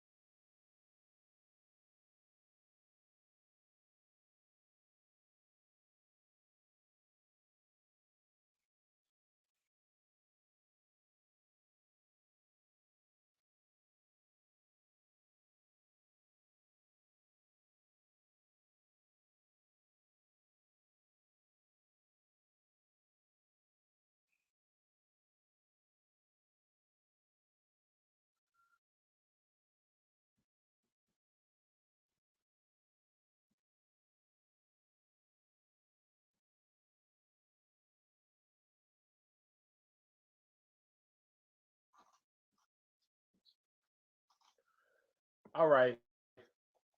Ti, brother, it's looking crazy for you right now. Um, they are really upset with Ti right now.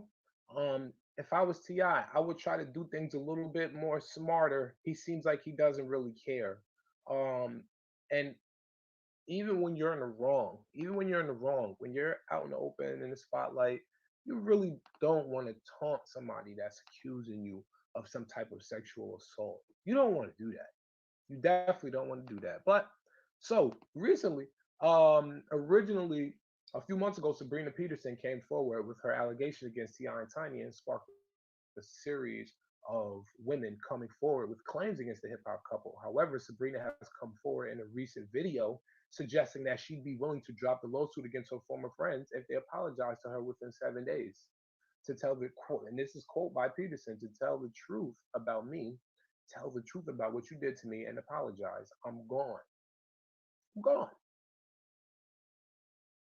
I don't want one dime. And here's the other stipulation: do it within 7 days. Do this. What I'm saying right now, within 7 days. Within 7 days, tell the truth and apologize. She continued, I'm gone. Sabrina, she's done with.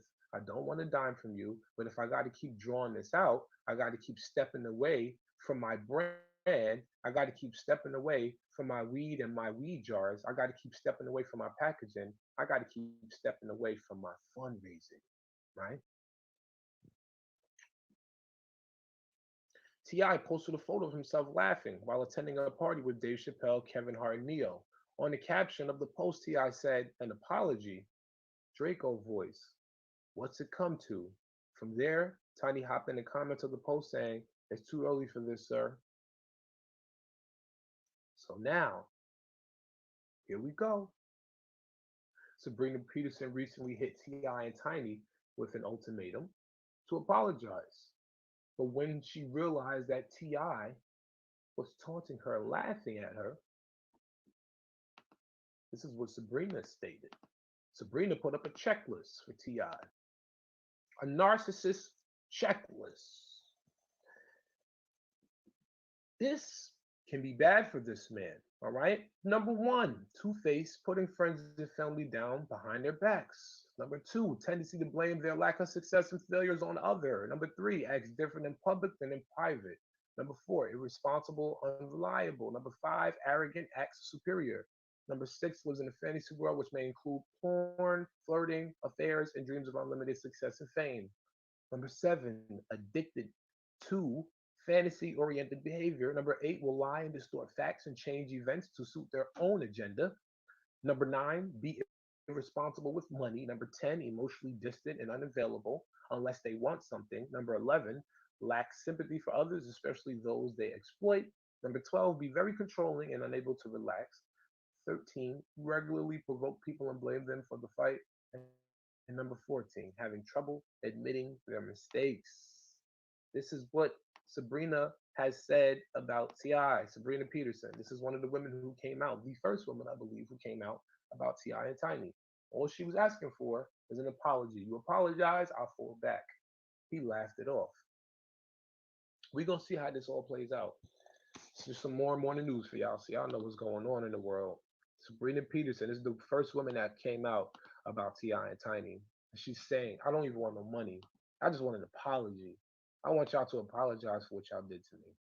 If this is the case and they did do this to her, then hey, only the law will figure out what's going on. I hope all is well with these people and hope everything can be figured out so we as people in the public can actually know for sure what happened, whether they're innocent and that it is an attack on them through the industry, or if Tia and Tiny really are the savages that these victims say that they are and they need to be dealt with. Love, life, and loyalty is a motto. Stay safe, stay real, and stay true. Yeah, rock with me, I rock with you. Stay tuned for more.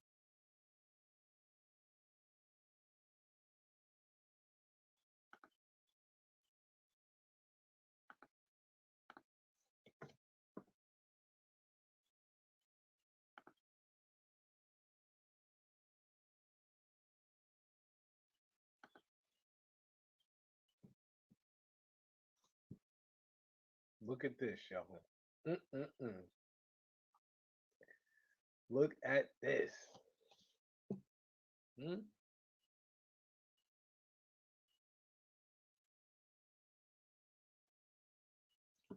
So it seems like they just dropping out of the race, huh? First it was Shorty. She copped a few houses, bought a vehicle or two. She dropped out after the investigation into why she was spending these funds. And now a founder of a Black Lives Matter chapter in Minnesota spoke out against the organization in a YouTube video titled The Truth Revealed About BLM. Rashad Turner, the president and executive director of the Minnesota Parent Union, claimed he quit Black Lives Matter after learning, quote, the ugly truth regarding the group's priorities. This is sourced out by the New York Post, by the way, if you guys want to go and check this article out. Um, Turner addressed his concerns in a video for Take Charge Minnesota. Take Charge Minnesota is a group that opposes systematic racism um, and socioeconomic issues in the United States. Uh, he's quoted as saying, I believe the organization stood for exactly what the name implies, Black Lives Matter. However, after a year on the inside, I learned they had little concern for rebuilding black families. Turner's issue with BLM were centered on the group's stance regarding education. He called out the group for denouncing charter schools and the teachers' unions. He also claimed BLM did not care about improving the quality of education for young African Americans. I was an insider in BLM and I learned the ugly truth. The moratorium on charter schools does not support rebuilding the black family, but it does create barriers to better education for black children. I resigned for BLM after a year and a half, but I didn't quit working to improve black lives and access to a great education. Wow, look at that. Another person taps out from Black Lives Matter. They're constantly dropping out. How do you guys feel about this? All of you BLM supporters, how do you guys feel about this? Another person drops out because he has learned that BLM is not giving access. They're creating barriers and restricting. How do you guys feel about that? Leave your questions, your comments, whatever you guys say, we'll respond to. Love, life, and loyalty is the motto. Stay safe, stay real, and stay true. You follow me, I follow you. One.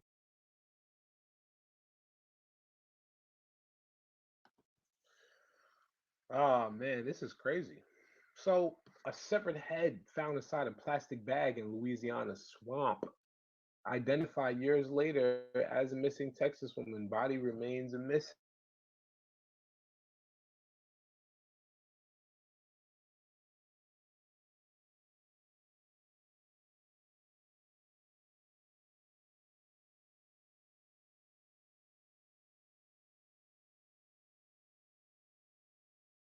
Found alongside Highway 27. Um, wow. Authorities ran a DNA test to identify the remains, but were unable to find a match. The head was then sent to the Louisiana State University Faces Lab, where scientists reverse engineered a facial reconstruction and released a composite image through the Calcius Parish Coroner's Office. Yes. Wow. Sheriff Johnson said it was ironic that even though we were getting to the very detailed forensics examination, the case was basically solved by just an individual looking on the internet. And at the end of the day, that identifying the individual is the is basically the priority that they did. Pardon me. She was reported missing by her husband, Harold Hines, on December 14th, 2017.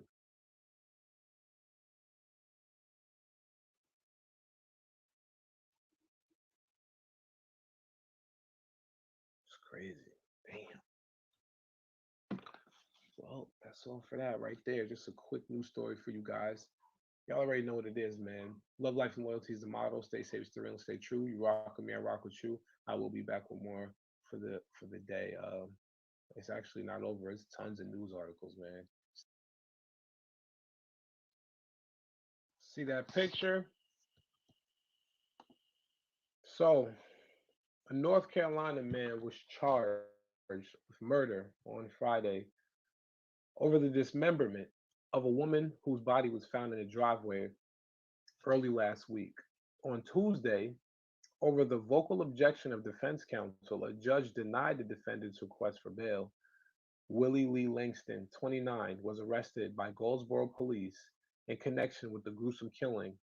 During a morning arraignment, his defense attorney noted that the U.S. legal system prides itself on the notion that all people are innocent until proven guilty. The high minded rhetoric about the theoretical presumption of innocence wasn't all, however. The defense also made sure to reference the jurisprudence surrounding bail standards. Langston's attorney requested a reasonable bond that his client would be able to pay by arguing that Langston was not a flight risk or a risk to the community and is willing to wear an ankle monitor. Prosecutors opposed the bond motion and noted that the defendant could be facing life in prison or the death penalty based on whether the charges against him are ultimately returned as an indictment on first degree or second degree murder by a grand jury.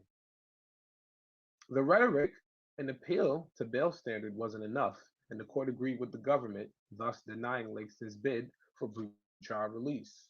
The defendant's family purchased the services of a private attorney for Tuesday's initial appearance alone. Their funds depleted, the defendant will now be using a court appointed attorney due to his indigent status. Body of a woman believed to be in her 30s by investigators was discovered in a man's driveway last Monday. The woman's torso was missing, her limbs, and authorities subsequently went door to door in order to calm residents and put them at ease.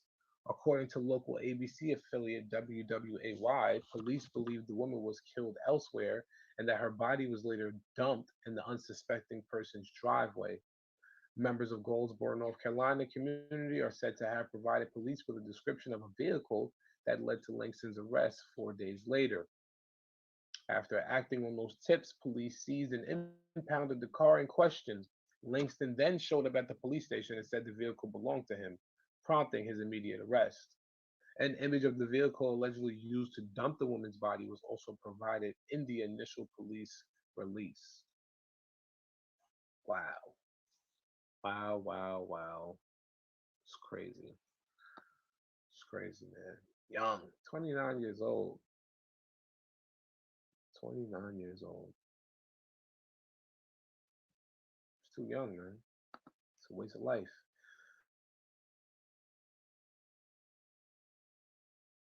Love, life, and loyalty is the motto. Stay safe, stay real, stay true. You rock with me, I rock with you. Peace.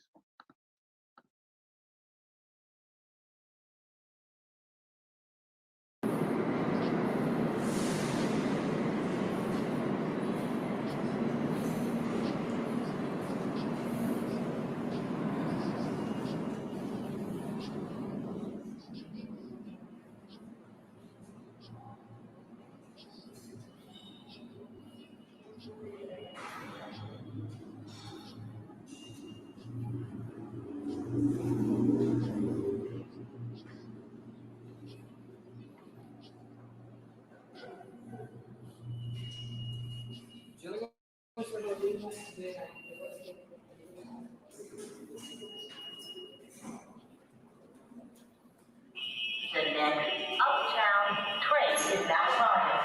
Please stand waiting at your end.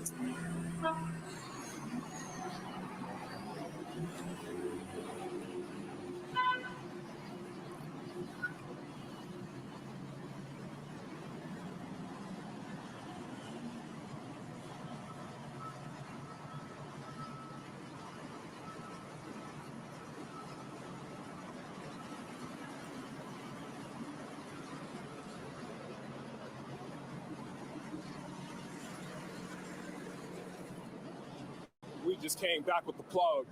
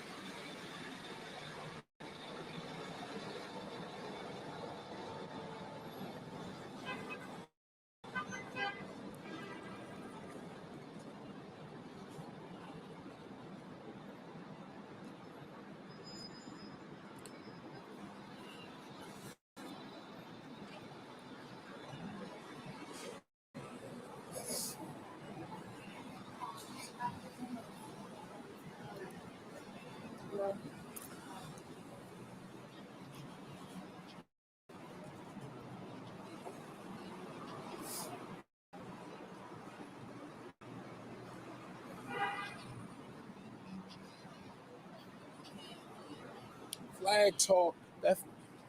Go around and get your flag off. I had to for a tattoo. As a matter of fact, I had to. No cap, I'm on them capsules. I've been relaxed, boo, but I've been on my feet since Cinderella lost a glass shoe. I'm in the bathroom and I'm peeing lean. My bitch, I tell her keep it clean, the scene serene. I'm a badunky dunk and bikini fiend. I just need it clean. That ain't the fuck with Stephen King.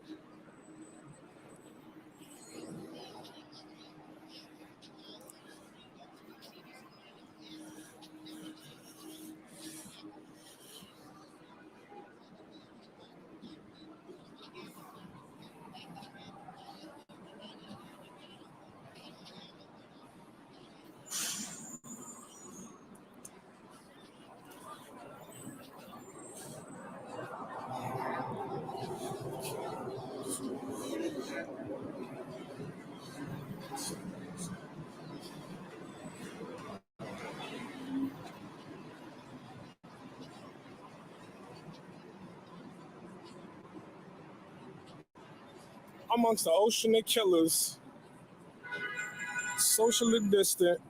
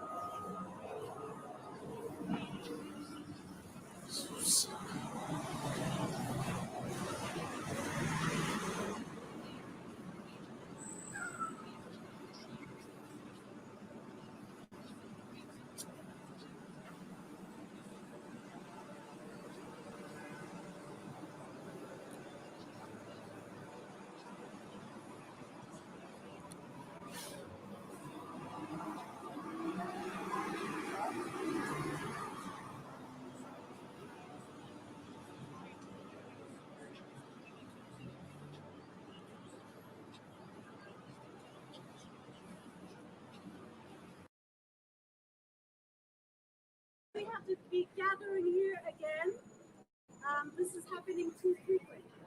For this past year, on top of the pain that we are all feeling and suffering caused by the pandemic, we have seen a steady rise in anti-Asian hate crime, anti-crimes that are affecting our communities and across the country. This rise in anti-Asian violence is devastating. Week after week, day after day, we hear someone, one person, a grandma, a mom is being attacked. And there's been reported an increase of, there were 80 hate crimes against Asian Americans just between January and April. That is a huge increase compared to past years. These attacks occur in all hours, all day, and we don't know when it is going to happen. It is so random, and we and our neighbors, myself, my mom who lives over there, are living in fear. We have to do something about it. Every day, I'm afraid for my family and my loved ones as they step out of the house to do chores, run errands, and we need to do something about this.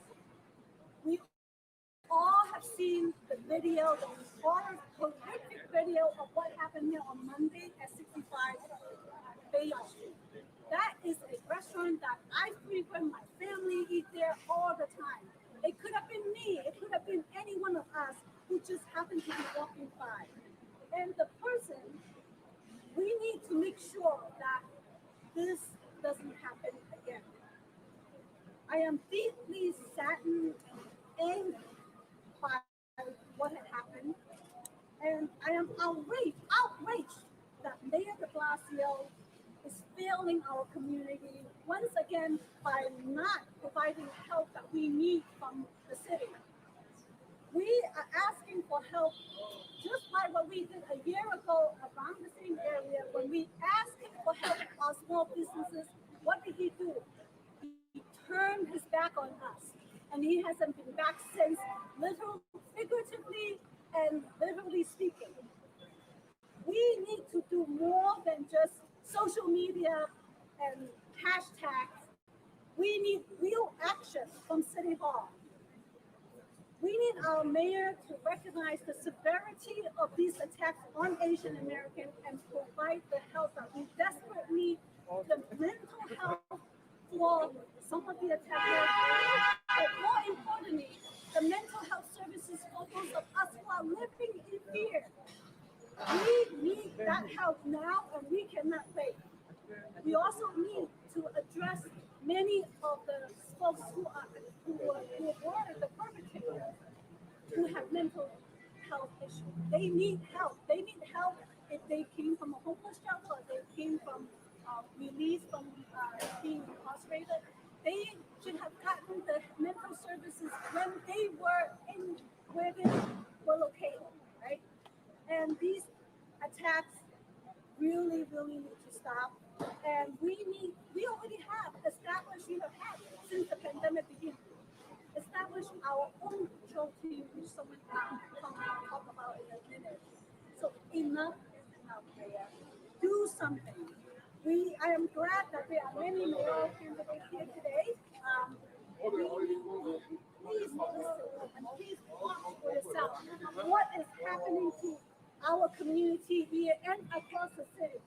So we need you to do something about this. So today I am going to pass over the mic to Colin Chan, who has been a staunch supporter of our community since the pandemic began, and I'm not going to steal his thunder about what he has been doing. So Colin, please. Oh, I am Jenny Lowe. I am a district leader in this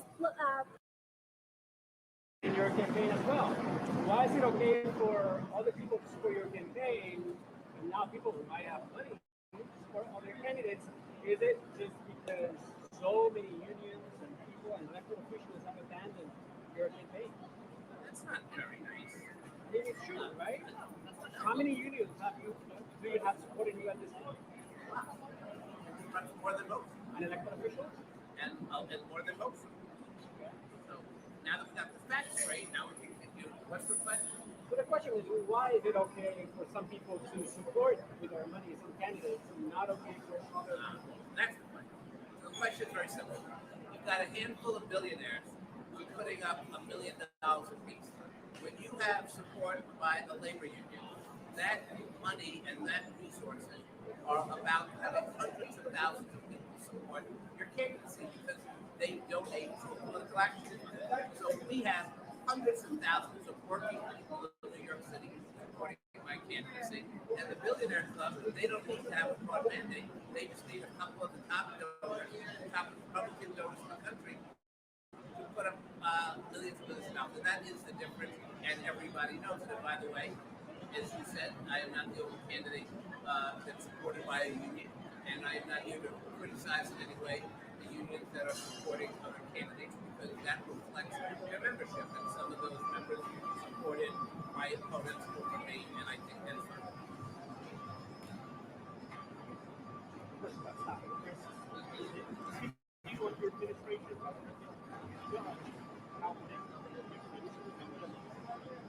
Well, stop it, Chris, was employed that over-police black and brown communities. We're never going to go back to those days when I'm not there. I was one of the earliest opponents of stop, question, and frisk. You can call it stop and question or stop, question, and frisk.